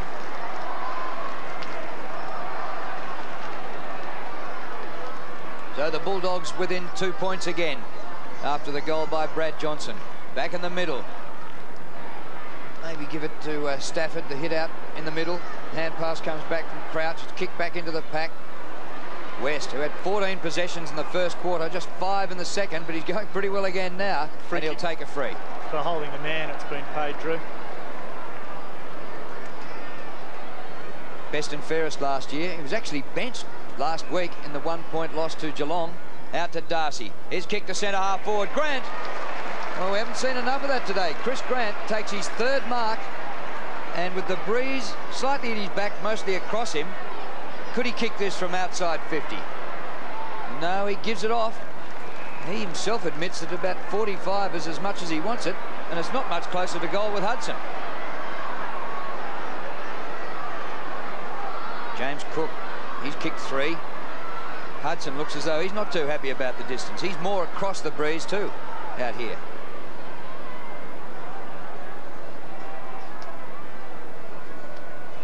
Have to aim it at the right-hand goalpost.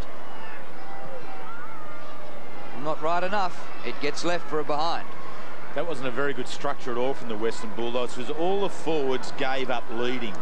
In the last 40 seconds or 30 seconds of Paul Hudson having possession of the ball, no one gave a lead. Now, I don't think you're allowed to make the decision in football as to whether I won't get the ball, therefore I won't lead. You need to lead, even as a dummy lead, so you can create some activity and movement in the forward line, and perhaps someone else can bob up as an option. That was all a little bit selfish, I thought, from the Bulldogs' forward structure. The Sydney Swans by a point as Matthew Nicks drives to the half-back area. Gee, that's a good mark. It's Dunkley, I think. Yes, it is. That's a strong mark. He is terrific overhead, Andrew Dunkley. Bit of pressure too there, Pete, wasn't it? So Luke Darcy just making sure he knew he was there. My oath. Well, Creswell goes short.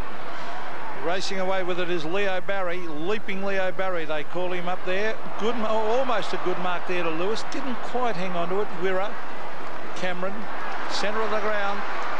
They're off and running. Hudson again. Oh, a little side kick. Deliberately kicked it off the side of his boot. Darcy, Johnson, sweeping hand pass. Rowan Smith loves to kick goals on the run. He's gone. He got in the hand pass. Orchard lays the tackle on Grant. Grant dodging, weaving. Johnson again for his second, and he has kicked it across the ground and out in the full. Pete, if I can just make a brief mention of that tackle on Rowan Smith. Had he not successfully got the handball away then he would have been penalised for incorrect disposal, because he'd had an opportunity prior to being tackled. Didn't take that opportunity, tackled, but he successfully got the handball. If the ball had, here it is, he'd had an opportunity, he successfully got the handball away. Had he just tried to handball, then he would have been penalised. He's having a nightmare, Rowan Smith. He just can't get near it. Stevens has fixed him right up. And this will be a ball up just outside the 50. And that's the test, isn't it, for the Western Bulldogs? You know, they have some players who have been up for a couple of years, and all of a sudden the heat really comes on to them individually. And you know, Rowan Smith definitely is a player that the Dogs need up and running in this finals campaign coming up. Victorian representative, he's had just 7 possessions. Mooney up towards centre wing. Lewis, he hit that ball very hard. That's great play. Barry kicks to centre half forward. Stafford and Wind. The 2-15s, although Lachlan went roaring past, just missed it. Back he comes to Mooney. Good tackle by Ellis, and holding the ball. Advantage quickly taken. Wirra up short of half forward. Some might be a problem for players. Wharf ran into a dead end. Kolonyuk knocks the ball on for Hudson. Here's a chance, 50 metres out, Paul Hudson. Oh, got on the breeze and missed to the left. And James Cook not happy about his lead being ignored either. Also, Johnny, just quickly, Brad Johnson in a lot of trouble coming off the ground. Oh, looks like clashed a wrist in the centre of the ground with that last bit of play, and it looks like it might be a broken wrist or something. I'm only speculating, but it looks pretty distressed. It looks like a wrist, left wrist or left forearm. Yeah. The worst part was it was Grant, the player coming in, that did that. You can't condone that. His attack at the ball was good, and Johnson's arm just the wrong spot, wrong time. There's Rowan Wharf at half back, and that wrist was hanging loosely. Let's hope it's not a broken wrist or a broken arm. Very similar, Pete, to Ben Graham when he and Tim McGrath at Geelong had a clash earlier in the year. Well, the ball's on centre wing. Orchard. We see on centre wing now West. Scott West. Oh, they come at him. Oh, smothered off the boot. West again. And the pressure of the Sydney Swans forced the error eventually. It was, yeah. I mean, Scott West was trying to create something that really wasn't there. He needed to have cleared the area a lot quicker than that. Well, Creswell, now he'll look for Lockett. Plucker on the lead into the pocket. Let's see if he can get it. Oh, he was caught a little bit high. Croft, was that a mark? second bite, well, he did pay the mark, I think, in the finish. Great agility, wasn't it, from Matthew Croft to be able to land on his feet and then get back that extra 5 metres to take the second grab. That's a good mark by Creswell, just about the smallest bloke in the contest, and he came down with it. Back to Roos, happy to concede 15 metres. Roos into the hole, Mooney.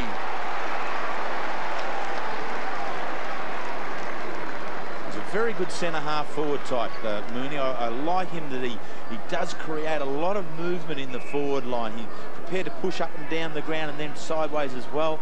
A left footer, generally a good kick on goal. In actual fact, he's looking for goal number 50 in his career. He's sitting on 49 at the moment. He's kicked 9 this year, so 50 coming up. 35 metres, good kick.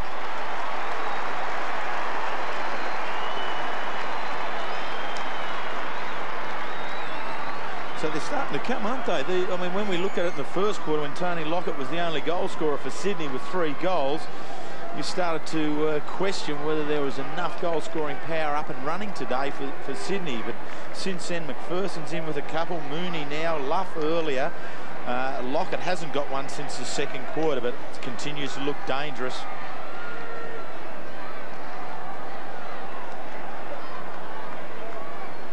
Well, that'll be Brad Johnson at the back there of that congregation of people, trainers, officials, because it didn't look too good. It could be a suspected break, but we'll wait and see on that one. Jose Ramiro over the back. Luff has it knocked out of his hands. West, but again pressure put on, and some good shepherding, some terrific shepherding allowed Creswell to latch onto it and drive it to half forward.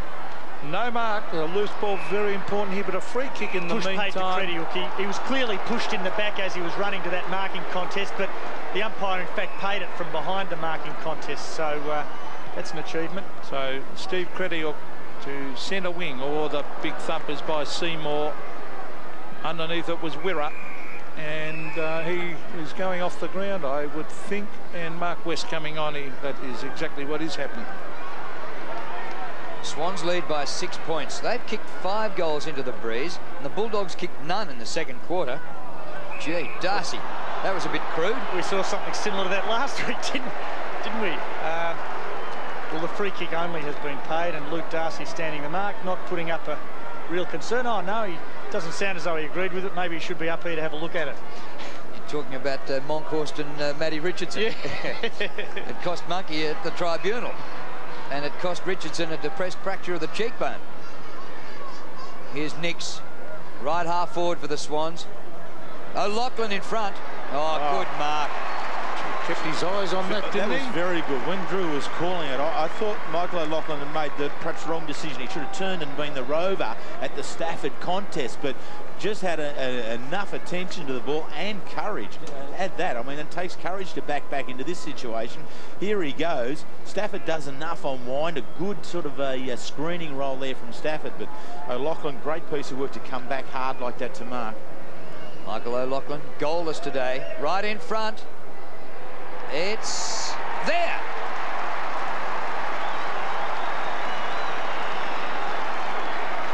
Well, this could be a winning turn for the Swans.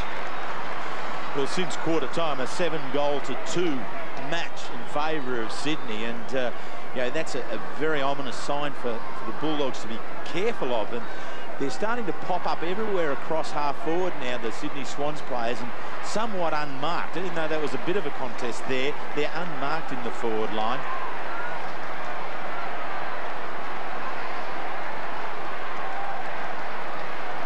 Well, the last 2 goals for the Sydney Swans have come from uncontested marks, really, that I feel the Bulldogs could have put a little bit more pressure on. Terry Wallace would not have liked that.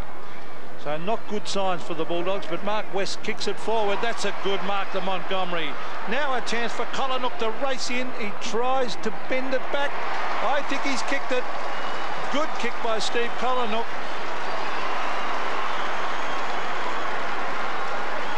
Well, how sharp's that?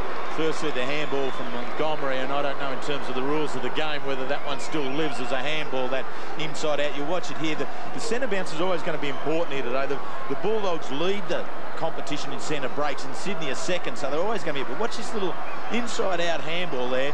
Collinwood always heads out towards the boundary. He's reluctant to go straight at the goal, pushes out to the boundary, but when you can drag them back accurately like that, why not? Well, Brad Johnson sitting in the dugout. If that is a fracture, that'll be his finals campaign up in smoke. I've got some news on that, Drew. He's got hyperextended his elbow, which means he bent his elbow back too far, as Paul Roos takes a great mark over the top of Craig Ellis, but back to Brad Johnson. So there's bleeding into the joint, so it looks unlikely that he'll be coming back on. Mooney, Lockett. Oh, got there, came to the front. Saddington.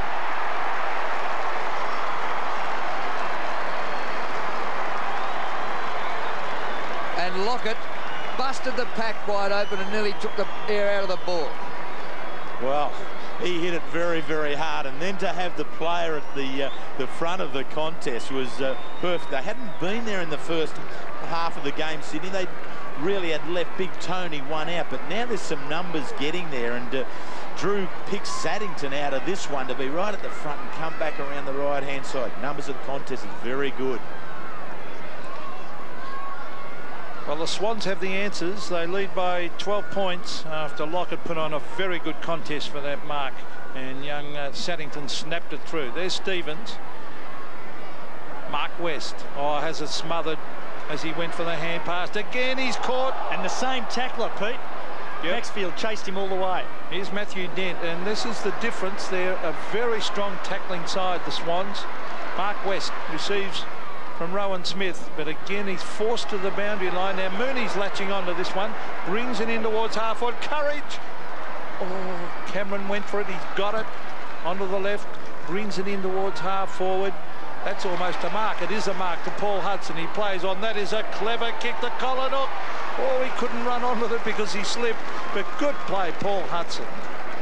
I reckon the Bulldogs must practice around the corner kicking. I mean, it's just a real stamp in their game, isn't it? That they are prepared to just toss the ball wherever, drag it back around the left-hand side, drag it back around the right-hand side, in order just to create a teammate who's running onto goal. That one didn't work as well because, as Pete called, Colin Hook fell at the critical stage. Well, he's kicked 3, Terry, and he has, oh, it starts to swing back. And this is a goal, I would think, for his 4th. Yes. So the little half forward, Steve Collinhook, has kicked 4, and the Bulldogs are coming back. And there's a discussion between Andrew Dunkley, the goal umpire, and the field umpire, and that is continuing. So, Andrew, there's no way they're going to change it now, mate. It's on the board, and it'll stay on the board. So Collinhook with 4 goals, and he's got a bag of 5 already under his belt this season. Could be another one sitting here for him this afternoon.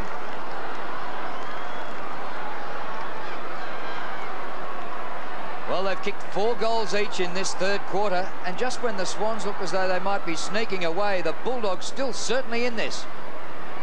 It comes down to West, Mark West, mostly across the ground with his kick. Lane has just replaced Darcy in the lineup, so the attempted change in balance didn't work. Darcy struggling to get hold of it. Cameron, centering kick. Smith needs to lift. Stevens does well again to Wharf. Good hand pass, 20 metres to Luff. They're on the run. Inside 50, Lockett caught behind it, runs goalwards.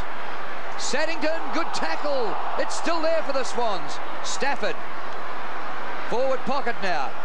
Great desperation by Lacuria. Hasn't he been something? Here's a little snap for goal. Crouch. And very happy to see it out, Ellis. Gee, didn't Sydney work to keep that alive right there, you know?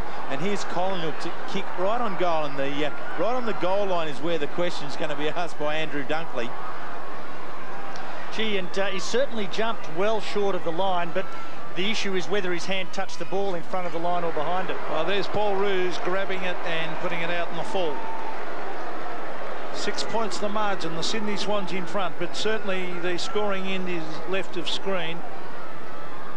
And the Sydney will come home with that in the final term. Here's Steve Collinhook. Well, he's done his job down forward. He's kicked 4, and he's getting kicks in the back pocket.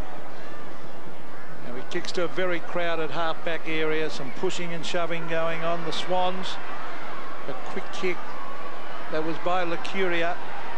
Wind, keeps it in. Scott West. Westies bumped as he kicked it. Umpire allows that, and the mark taken by Roos. The Bulldog supporters didn't like it all that much. Well, side bump as he kicks is okay, Pete, as you called it. Seymour to Stevens. Great to string Wharf. of handball there. Wharf kicks it out in front of Big Plugger. He gets a cruel bounce. Taken by Wind, and Wind gives it to Scott West. Oh, West, he's up to 27 possessions. Now make it 28 to Leon Cameron from the back pocket. Bulldogs have lifted in the last 5 minutes. Oh, that is an excellent mark by Wharf at full tilt. Wasn't it? Just snatched it away there from Hudson. Sydney have got the control just here. They're aggressive at the ball. That last metre in football is always important. Rowan Wharf went at it flat out. The kick inside half forward. Well, Collingham got there to punch the ball down. It comes to the front of the pack. Luff's hand pass, a ripper. Stafford balks once, balks twice. Stafford, Sydney born and raised. What a great goal by a big fella. Terry Wheeler's got his mouth open in awe. Absolutely unbelievable. And the big fella tried to take Scotty West on earlier in the game. His chances here around Scotty Wine were a little better. Took it on and did it. This is just... Well, that's heart in the mouth stuff if you're coaching. Well, he's very highly skilled for a tall player, though, isn't he? That was impressive. That was he was quite happy to go either left or right. If he had got on his left, he probably would have kicked it on the left as well. Good work. Well, Rodney here to be pleased with what he just saw. Greg Stafford with enormous skill for such a tall man, and he again extended the margin to 12 points as we see Matthew Dent coming off the ground under the blood rule. But Greg Stafford just showing what enormous ability he's got, Terry. Well, I think there's a lot at stake for him, because in the preliminary final there last year, I mean, Wine, in their final campaign there, whatever game they played, it might have been the first final, but Wine really did a job on Stafford, and Stafford will be out to repel that because they're going to meet again in the finals. And there's a key to this game here now is the fitness of Scotty Wind after missing last week through illness. Wind and Stafford. Well, Stafford actually flicked that over the back. Grant. Well, Luff has done the job on Grant. He's held him pretty well, and Troy Luff actually kicked that down to the half-forward line. Here's Credihook. Saddington's after him. Now he bends it back, but waiting for it is Creswell. Now where's Plugger? He's one out in the square. Now he should have kicked it to Lockett. He's gone backwards. He's found O'Loughlin. They're still going around about. He found Stafford, but give it to the bloke who can kick goal. Well, Lockett was one out. I would have been belting it down to him, and Lockett has stood back. He's not too impressed, I don't think. And now they're on the defensive side. That's exactly right. Now here's Lacuria. He's swinging onto the left. Hand pass. Lockett's got it. Goal. Well, everything comes to those who wait. It was all part of the grand plan, Pete. Oh, goodness me. They ignored him. They wouldn't kick it down there. He waited back there in the goal square and was eventually handed to him on a plate. I tell you what, Terry, if body language is any indication, the Western Bulldogs defenders have all just, or a lot of them have just dropped their heads. And after this, Matthew Croft, great handball over the top. And after Tony Lockett kicks this goal, Matthew Croft runs to that left-hand goal post and just leans on it, very, very dejected. Key at this stage is the tackling. Western Bulldogs 17, Sydney Swans 27. That's what got them the goal there. Yep. Tackling from the forward line from Sydney. Well, just when the Bulldogs came back to within a kick, all of a sudden the Swans have skipped away again into the breeze. They're doing this, the Swans. O'Loughlin, 3 1/4 minutes to 3/4 time, and the Swans will come home with the breeze. They haven't won against the Bulldogs in Melbourne for 11 years. Lacuria centres the ball. Wind is there. Punch comes from behind. Curley. Lane's hand pass. Back to Curley. Plenty of interchanges. Oh, Curley a bit slow to Martin. Martin has to hoist it high towards centre wing. Oh, big climb by Montgomery, but no mark. Swans have it, front of the pack. McPherson's kick just inside the line to Roos. Paul Roos' 4th mark. Coming up for his 14th disposal. Lockett leads from the goal square. Roos honours it. Lockett waited at the back. The kick didn't quite reach him. Comes to Mark West. Great kick to Hudson. Beauty. Hudson, an elusive half forward. He's looking for an option. He runs onto the left. Has a bounce. There's no one leading. He'll have to kick to a space. Swan's getting back. Cook goes back as well. One-handed. And Dunkley puts enough pressure on to force the ball through for a behind. Gee, that was an opportunity, Terry. It was, and it was an opportunity to put 2 hands up and mark the ball. You know, that was just a one-handed attempt that wasn't warranted. When the game's like this and your side's down now by 3 goals and you're the one they're looking forward to do something, 2 hands needed to be there in order to try and mark that mark. Lewis kicks in. Well, if the Swans win this, they'll join North Melbourne at the top of the ladder. And who knows, we might get a replay of the 96 grand final, which was Swans and North. Dunkley well up the ground. A high kick. Big punch at the back, and he's paid the price because the defender hit the ground very hard. Bulldogs have it. Curley. That's great accuracy. Out to Montgomery. He comes into the centre corridor. Wirra onto West. In good hands with West. But he missed it away to the left and out of bounds on the full.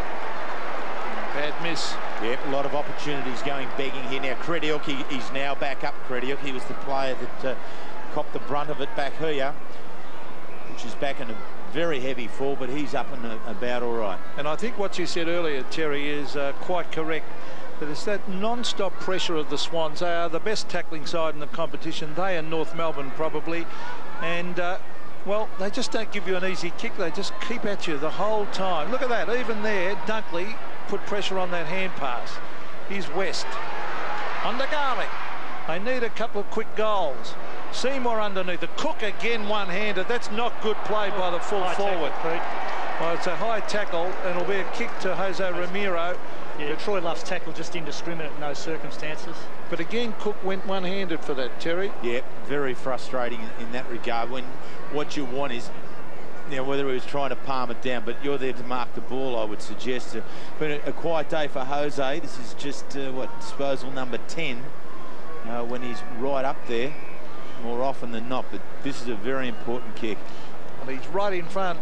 Jose's been a fantastic player for the Bulldogs since crossing from North Melbourne. He is directly in front. They need it badly, the Western Bulldogs. And he has kicked it.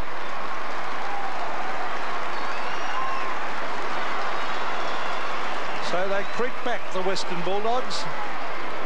They trail now by 11 points.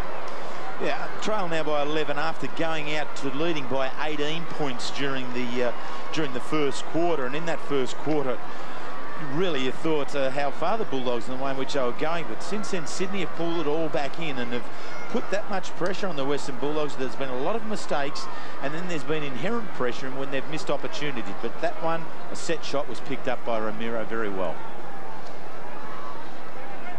Jose Ramiro, who usually spends a lot of his time tagging players, himself today been picked up by Orchard. Flipped out by O'Loughlin. McPherson, it's gone further for the Swans. Creswell good to Lewis. Players going past McPherson for the second time and for the third goal, but this time he missed it. Just a great bit of run that he's given to the side, isn't it, Joe? McPherson and Nix, they're 2 players, and Dale Lewis is another, who really generate run from behind the line of the ball. And if your teammates are there to support you with a handball out like on that occasion, you're running straight onto goal and you're in a perfect position to be able to deliver the ball well. 26 seconds till three-quarter time, a dangerous kick in, but it comes off to Todd Curley. So not a lot of time in which to score anything. Here's Michael Martin taking it at half back. Time clock ticking down. 13 seconds. So doubtful if either side will score here. Chris Grant will mark. Way out in front of Luff. Is that a Bronx cheer for him? Well, it would be very, very unfair if it was from Bulldog supporters. There's the siren. So a very good quarter again, Terry Wheeler, by Sydney. It was. They took hold of the opportunity going up there into the breeze. Now, I mean, I'm not sure. We've got the flags as the only indicator, and they are still favouring the left-hand end of the screen, but perhaps more over towards us. So Sydney are favoured with that, but we've seen Sydney score well up into it. The Bulldogs are really going to have to run, but they're going to have to find a better focal point in the forward line. So at half-time, the Swans led by 8 points. They now lead by 12, so it was a good quarter into the breeze, and they'll come home with it, leading by 12 points. Start of the last quarter, a 12-point lead to the Sydney Swans, who haven't beaten the Bulldogs in Melbourne since 1987. West, leading possession winner on the ground, overruns it on this occasion. Montgomery comes to Mark West, to Wirra. The Bulldogs first to go forward. Comes off to Hudson. Grant balks the hand pass. Probably should have given it. Floated up in the air, and Luff goes wide to McPherson, who's been a good inclusion this week. A high ball to half forward. Saddington. Martin spoils from behind. Barry. Oh. Went over the player's head, who changed direction and slipped. Wirra into Mark West.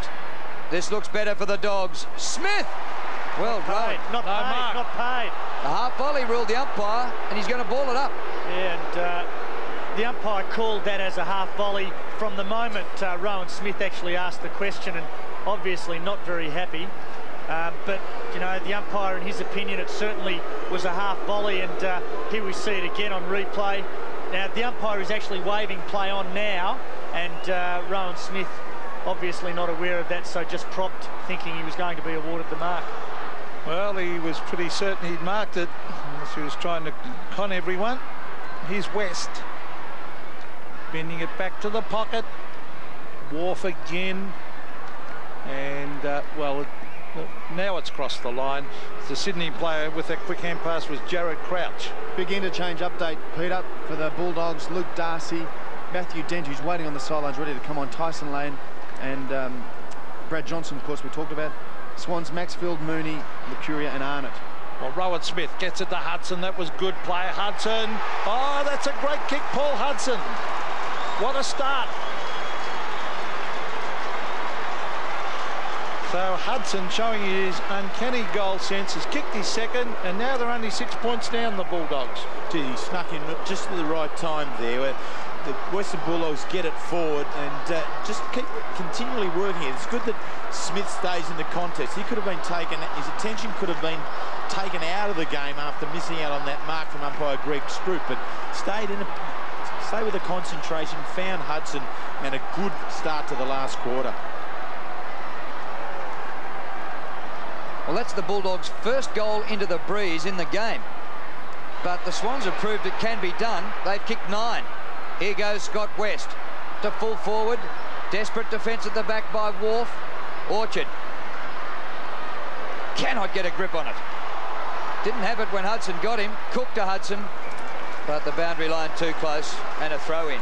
As we approach the final series, Drew, it's great to get a good, strong win in under your belt. Now, the Western Bulldogs have come from behind at three-quarter times 4 times to win this year, but the greatest distance they've had to come back was only 8 points. So, trailing by 12 points at three-quarter time. If they can come back from this, it'll be a great fillip to take into the final series.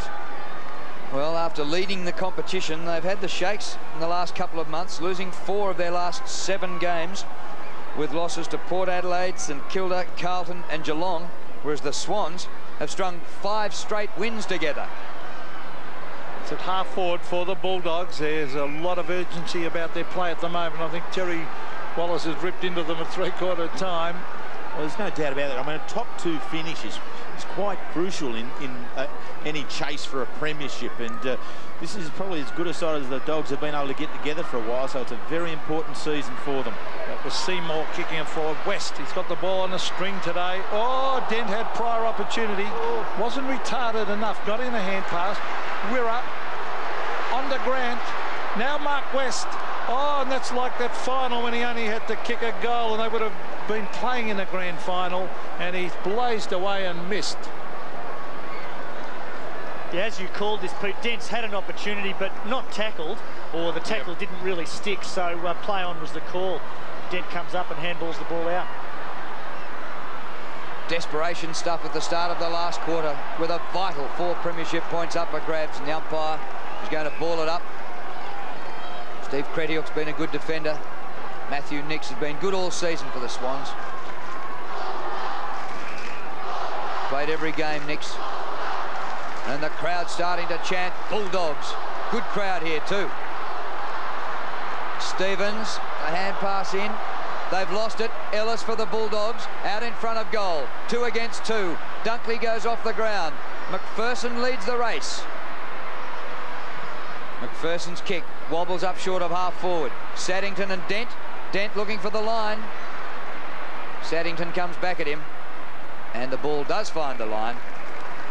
There's a little bit of a finals structure about the Western Bulldogs at the moment. James Cook, the full forward in their final series last year, and now they've got Rowan Smith down playing on the full forward line, where he opened up during that series quite often. Now looking for him to be the goal scorer in this final quarter. Roos and Ellis. Ellis gets it to Garlick, who tried to crash his way through the pack. Good umpiring. Quick hand pass comes out to McPherson. He dribbled it about 5 metres. Good play, Steve Crediock. He's going to lose it, though. Or Roos is crunched in the head. That has to be a free kick to Roos. Exactly as you called it, Pete. Well, that was a very poor tackle on Paul Roos in that situation.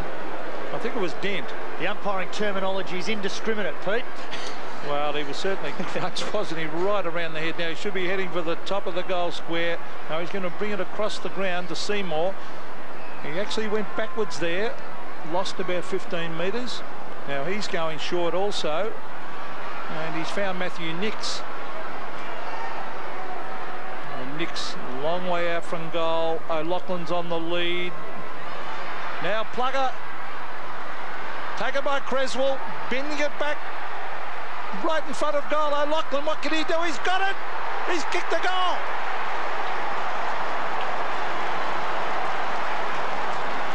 Oh, what a hot potato in the goal square there.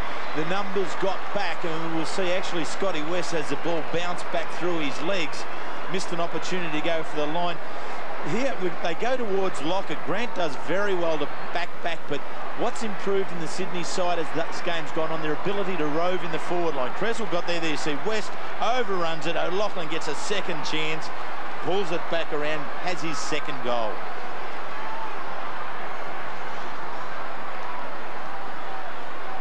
Terry Wallace grimacing, shaking his head. Well, O'Loughlin kicked the winning goal last week against the West Coast Eagles in the wet in Sydney.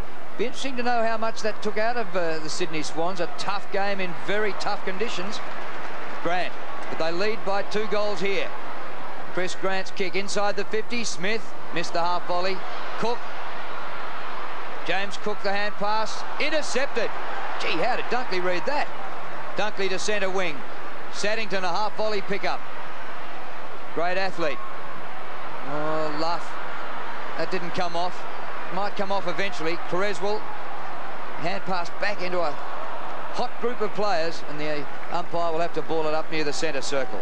Good description of Saddington there, Drew. He really is an athletic-looking player, isn't he? Tall enough to be a very good marking option across half forward or even half back as he gains more experience, but then very agile at ground level. Sydney by 12 points as Mark West tried to crash his way through. Maxfield attempt to kick off the ground. Enormous pressure on in this game.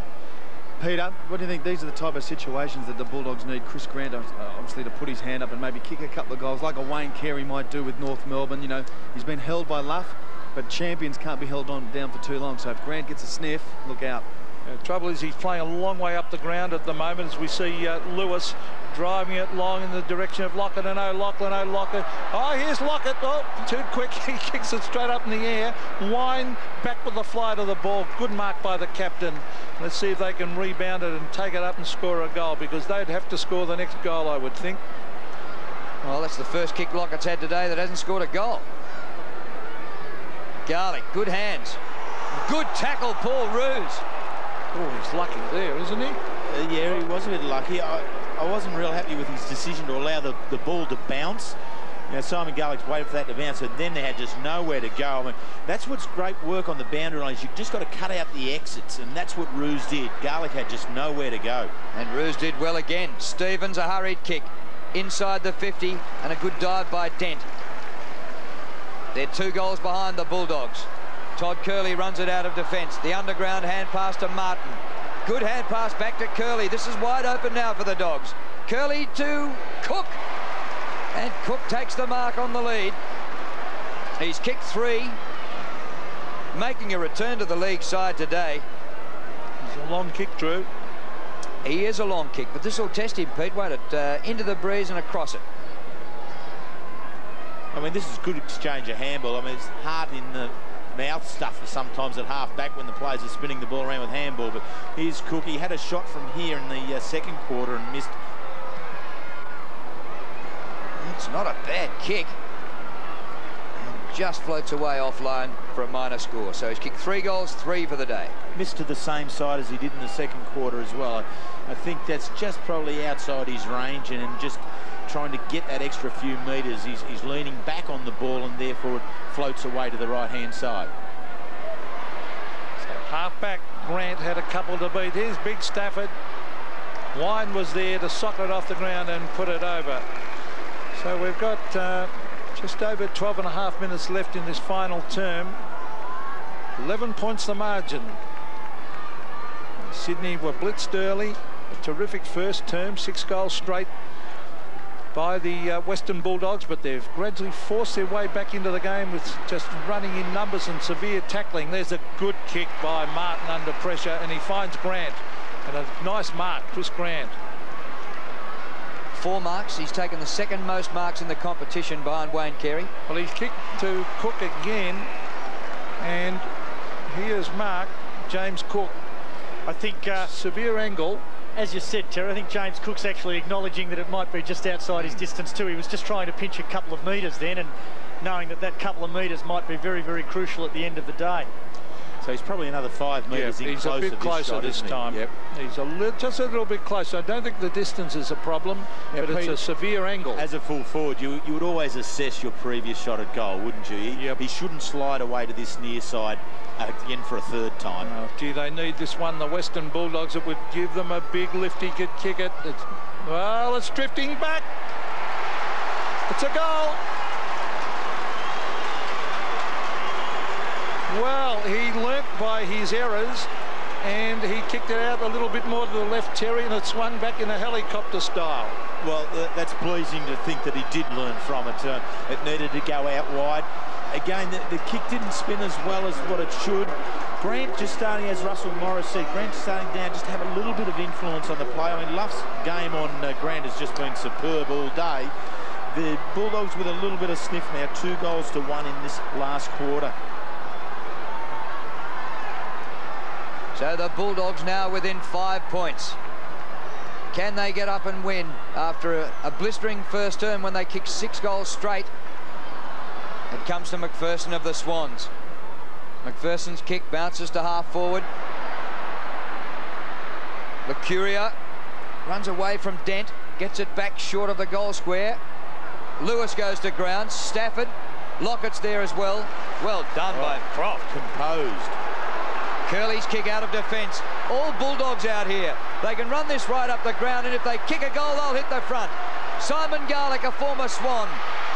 Good chase by Maxfield. Puts it high. Grant is there. No mark. Smith, quiet all day. Near the boundary line. Back to the goal square. Grant again. Nix goes to the line and gets it out. And we'll have a throw in. Oh, gee, it's hot in the game. I mean, we had Garlick running flat out down the wing, and then Maxfield's chase, you know, just enough to be able to put a little bit of pressure on it. And so the Swans, in essence, have won a boundary throw and in their back pocket. 5 points the margin. Sydney lead. The Bulldogs playing a much better style of football now. They're working very, very hard. Ramiro taps it on. That was good play to Collinor. Now Montgomery. He bends it back in front of goal, but the mark has been taken there by Wolf. Rowan Wolf's got a loose man out wide if he kicks it immediately. Oh, he's kicked to a contest. That's a poor kick. Free kick. Free kick, Scott West. Here was a bad kick by Wolf. He gives it across to Mark West. He can run to just outside 50. He set sail for goal, and again he drifts it away. And for the second time in this term, he's put it out in the full. Keen to get a goal, isn't he? And perhaps he needs to just pull it back in a little bit from outside 50 and set up the next goal scorer. Trouble is, Wheels, it'll always be too late to get the goal he should have got in the preliminary final. He'll never catch up on that one. Oh, dive here by Ramiro, by Ellis. No mark. Goes to now West. Scott West to Grant. No mark. It'll be a ball up. Almost. Yeah, almost, but I agree. He didn't quite do enough. He got hands on the ball and didn't bring it down. That's all exactly the way. right, Terry. He gets that first grab, but that's about it. That's the only large piece of the ball he's really got. Here we see it again. Certainly not a mark. Hit the ground pretty quickly, but frustratingly, he was in kicking distance there. McPherson clears out of defence. Ellis takes it. A centering ball to Kolonyuk, who's been a good forward. He's kicked 4 goals, beats 1. Takes them all on. This time it's smothered. It was a good smother too by Orchard. Orchard picks up to Maxfield. Maxfield's kick to centre wing. Mooney just on the ground, and that's why nobody was on him. He marks at centre wing. So Jason Mooney, that's a beautiful kick on the right foot as he finds his teammate there in Crouch. Crouch to half forward. Here's danger for the Bulldogs because Lewis has got it. Lockett and Croft. Lockett. Oh, good use of the body off the ground. Lockett. Oh, he's kicked the Godon and it hit the post. It hit the post. Oh, what a vital kick. It even hit the inside edge of the post, Pete. But they can't get much closer than that. This is good. I mean, perhaps he should have let O'Loughlin go. I think there are times that the big man has to let the little guy go through at ground level, and when it hit the ground, O'Loughlin's ball it should have been. Well, will we have to wait until next week for Plugger to kick his ton for the season? They play Melbourne at the MCG next week. Cameron's kick to Grant, this time way too far out to score. One straight kick the difference. The Swans lead, just less than 8.5 minutes remaining. Well, last week they both had tight games. Grant goes short to Smith. I think he's too far out too. Cook's in the goal square. Smith goes long. Cook is there. It might get home. Ooh, and behind. Oh. It's a great game, this. So, yeah, at both ends. We have Tony Lockett just missing one there along the ground with a kick off the ground. Then we have Smith from a long way out just missing. The fans, yes, they're all on the edge of their seats. They have a great camera shot then of the crowd, and when you're one-eyed for a team, you really do suffer in positions like this. You get very, very nervous. Now Stafford to centre wing. Luff at the back will fly. Almost gave away a free kick. He did. And he's paid that as a free kick. Now, the decision the umpire has to make is what was Troy Luff's prime objective, and some would say it was to spoil, and others would say it wasn't to spoil. So you blokes can make up your own mind. So credit, he did put the hands on the shot. Oh, the bad play by Cook to allow Dunkley to mark uncontested in front of him, and that's not good play by the full forward. He knows that he's got the hands on the head. Mind you, Cook's not happy with the kick. Well, you've still got to get there with your opponent, make a contest. As we see Dunkley bringing it to centre wing. Stafford, no mark. Montgomery under pressure, hooks it back on the left. A vital ball, this one. Kolonyuk did well. Hudson, Grant, Hudson kicks it out in front of Cook, and he's marked. 20 metres from goal, directly in front.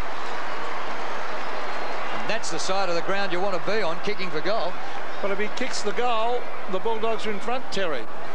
Well, they do well here because, I mean, the transference of play from this half-forward flank across the furthest forward pocket is a good piece of work. And as Drew said, if you were having a shot at goal at that right-hand end, it's better to be out on the side that James Cook now is. Well, he's kicked 4. 4. Well, full forwards. This is what he's paid to do, I guess, isn't it, Pete? Kick this one. He's normally a very good kick for goal, Cook. He's directly in front. A chance to put the Bulldogs in front. And he's kicked it. They lead by a point.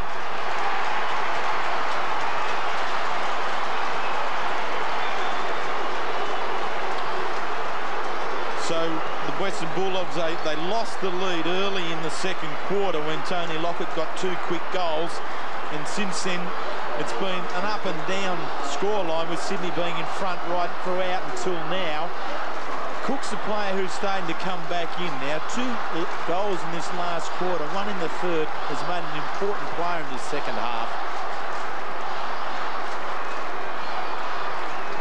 Cook now has kicked 5 goals. Lockett has kicked 6 for the Swans. And the Bulldogs lead by a point.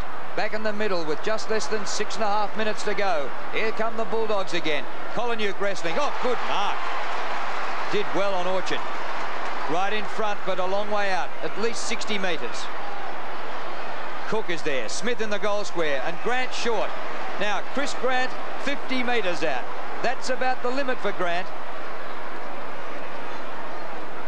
What'll he do? Will he look to give this one off? That's what he seems to have been doing mostly in recent weeks. This is interesting, isn't it, Drew? I got a lot of work with the club psychologist, Peter Kramer, during the week, just looking at his setup and his structure. And you saw there that he went to a specific spot and he stepped out quite a few steps in order to get himself in position. You'll just watch him, you spin the ball around his hands there a moment ago. What he's trying to do there is just take any tension out of his hands, so his hands are nice and relaxed on the release. Important kick for Grant and the Bulldogs. He's got the distance, but it's away to the right, and in fact out of bounds, and he's missed everything. So he is still scoreless today. Well, they've had 3 kicks in this last quarter that have gone out of bounds, 2 by Mark West and 1 by Grant. Well, they've got the momentum though, Drew. They've been the better side in this final term. Swans have stopped. They go in hard. Seymour taps it over the line. It's way out at half forward, but still in the forward zone for the Western Bulldogs. And talking a stop there, Peter, inside 50 in this last quarter. Western Bulldogs inside 15 times, Sydney just 5. Well, you can certainly say it. Look at the pace. Michael Martin. Now, will he centre it? He will. He puts it up in front. Dunkley and Cook. Cook and Dunkley. Racing after it is Colinook. He's been very good. Orchard is here. Now Dunkley. He kicks it away from James Cook and kicks to the wide open spaces. Who'll get there first? It's Swans. Dunkley went and retrieved it. That's good play by the full-back. Then he gets onto the left, bends it back towards centre wing. Jose's after it. He grabs it, gives it off to Montgomery. And on centre wing is Dent. Kick by Dent to the front edge of the centre square. Smith fires it away to Scott West. West, a long kick inside half forward. Grant, Cook wanting to wait near the goal square and not attack the ball. Grant right to the line. And now out of bounds. 1 point the margin. Well, last week the Bulldogs lost to Geelong by a point, and Sydney beat the Eagles by 6 points in the wet at the SCG. So they know what close games are like. Grant doing the ruck work. Colinook tried to shovel it out. The Swans are away and running. Stevens, they've got a chance here because they've got Maxfield, who's a booming kick. 2 bounces. Will he go again? No, he handballs over the top. Back it comes from Arnott to Maxfield. Will he look for Plugger?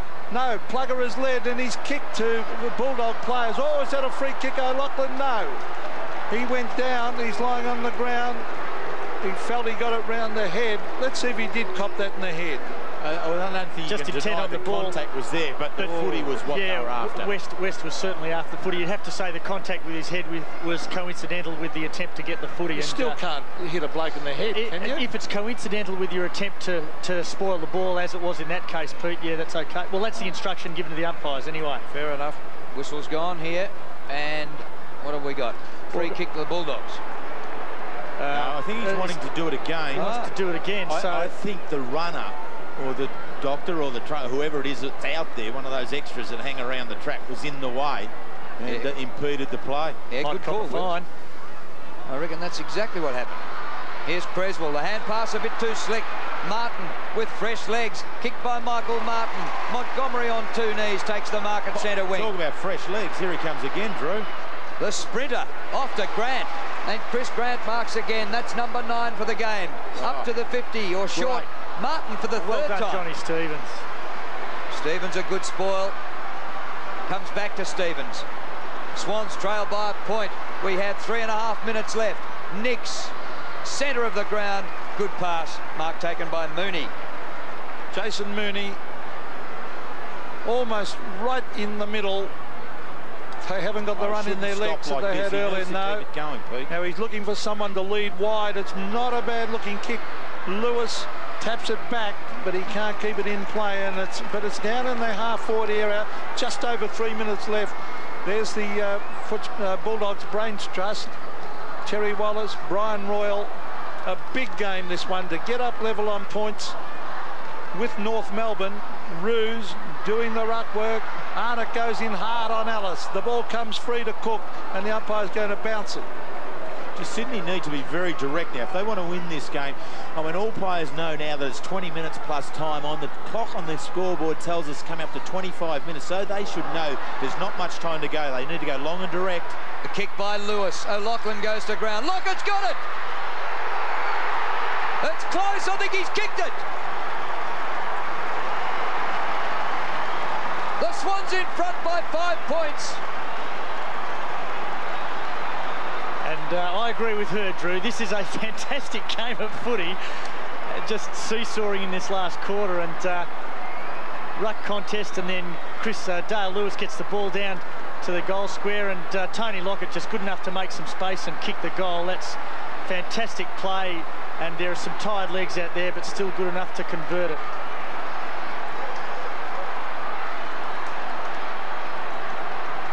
Tony Lockett proving again what a great player he is. He's kicked 7.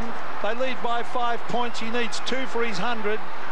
A centre break, very important. McPherson did well. He got it to Luff. The Swans go forward once again. Lewis is there. Over the back is O'Loughlin. Cameron's after him. O'Loughlin tried to hit it wide. Crediok's got it. Now the Bulldogs can rebound. This is Curley. Curley from half back. Kicks to the half forward line. Grant used his body. Well, can they go down and get a goal? Chris Grant almost on centre wing. He's got to move it quickly. It's a crowded forward line. He's going to kick it long. Up in front of goal. The Swans defenders swoop. Here's a goal coming up. Hudson. Bulldogs in front by a point.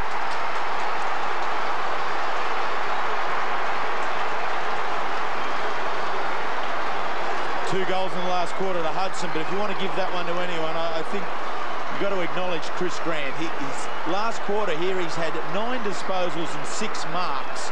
And at three-quarter time, Russell Morris was right, and everyone was looking for someone to stand up and make a bit of a stamp on the game. Luff's efforts for the 3 quarters have been very good, but Grant in this final quarter has given the Bulldogs a focal point. They needed half forward, and players now are starting to step in and pick up the goals. Hudson with 2 in this quarter, Cook also with 2. Hudson, 3 goals for the game, 48 for the season, and the Bulldogs lead by a point. So if the Swans are to win, they've got to do it all again. 2 minutes remaining here at Waverley. What a thriller. It spills to Martin. He goes wide with his kick to half forward.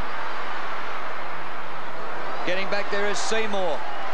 Creswell might have been interfered with. No whistle on the play. Montgomery to Hudson. Chest mark Hudson, too far out. Garlick runs onto it. Simon Garlick keeps it low for Cook.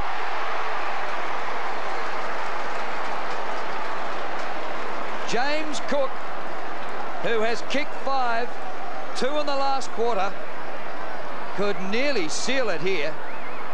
They lead by a point. If he goals from here, it's a very tight angle. And James Cook has successfully opened the goals up by a couple of metres by just cribbing, and he's still continuing to do so, just cribbing around a bit and opening it up. Well, I wonder if he'll do that helicopter kick again, Drew, out to the left and swing it back the opposite way. Gee, is this a big kick? Minute and a quarter left. Point the margin.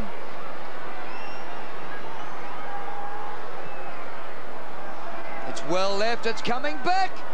Just missed a behind. So the Swans still a chance with a minute to go. But they need a goal. That's the important thing.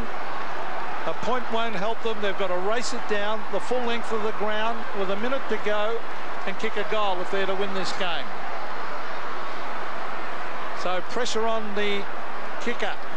He's going to kick it long, and that's pretty wise. He needs Stafford to take a mark, and the big fella's done it. Oh, that's good play. Is that holding the ball against Orchard? No. Taken by Stafford. He kicks it quickly to the half-forward line. Mooney. Taken away by Dent. Curley. They'll play possession football now. Ellis has got it. 43 seconds to go. The short one. Colinook. He'll probably end up with a cramp. No. He elects to kick it on. They often do. And he goes to Hudson. I think they're going to hang on, the Bulldogs. Oh, beautiful kick by Hudson. Montgomery unmarked in the forward pocket. And he's on the attacking side. And he'll run this clock down. And here comes the big skipper, Drew.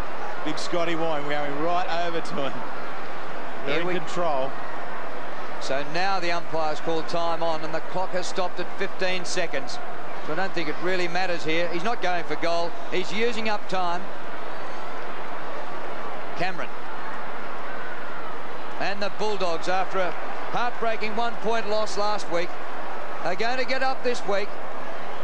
And the Swans are going to lose despite a great effort by Lockett with 7 goals. And Collinuk now may kid us all that he's going for goal. There it is! Bulldogs rejoin North Melbourne at the top of the ladder. Why didn't he have a kick? That's a big call. Why didn't he have a kick for goal? But he's playing for the win. What about percentage? Yep. But he's called it. I'll take the win only. And North Melbourne did pick up percentage last night. Bulldogs 15-9, 99. Sydney 15-7, 97.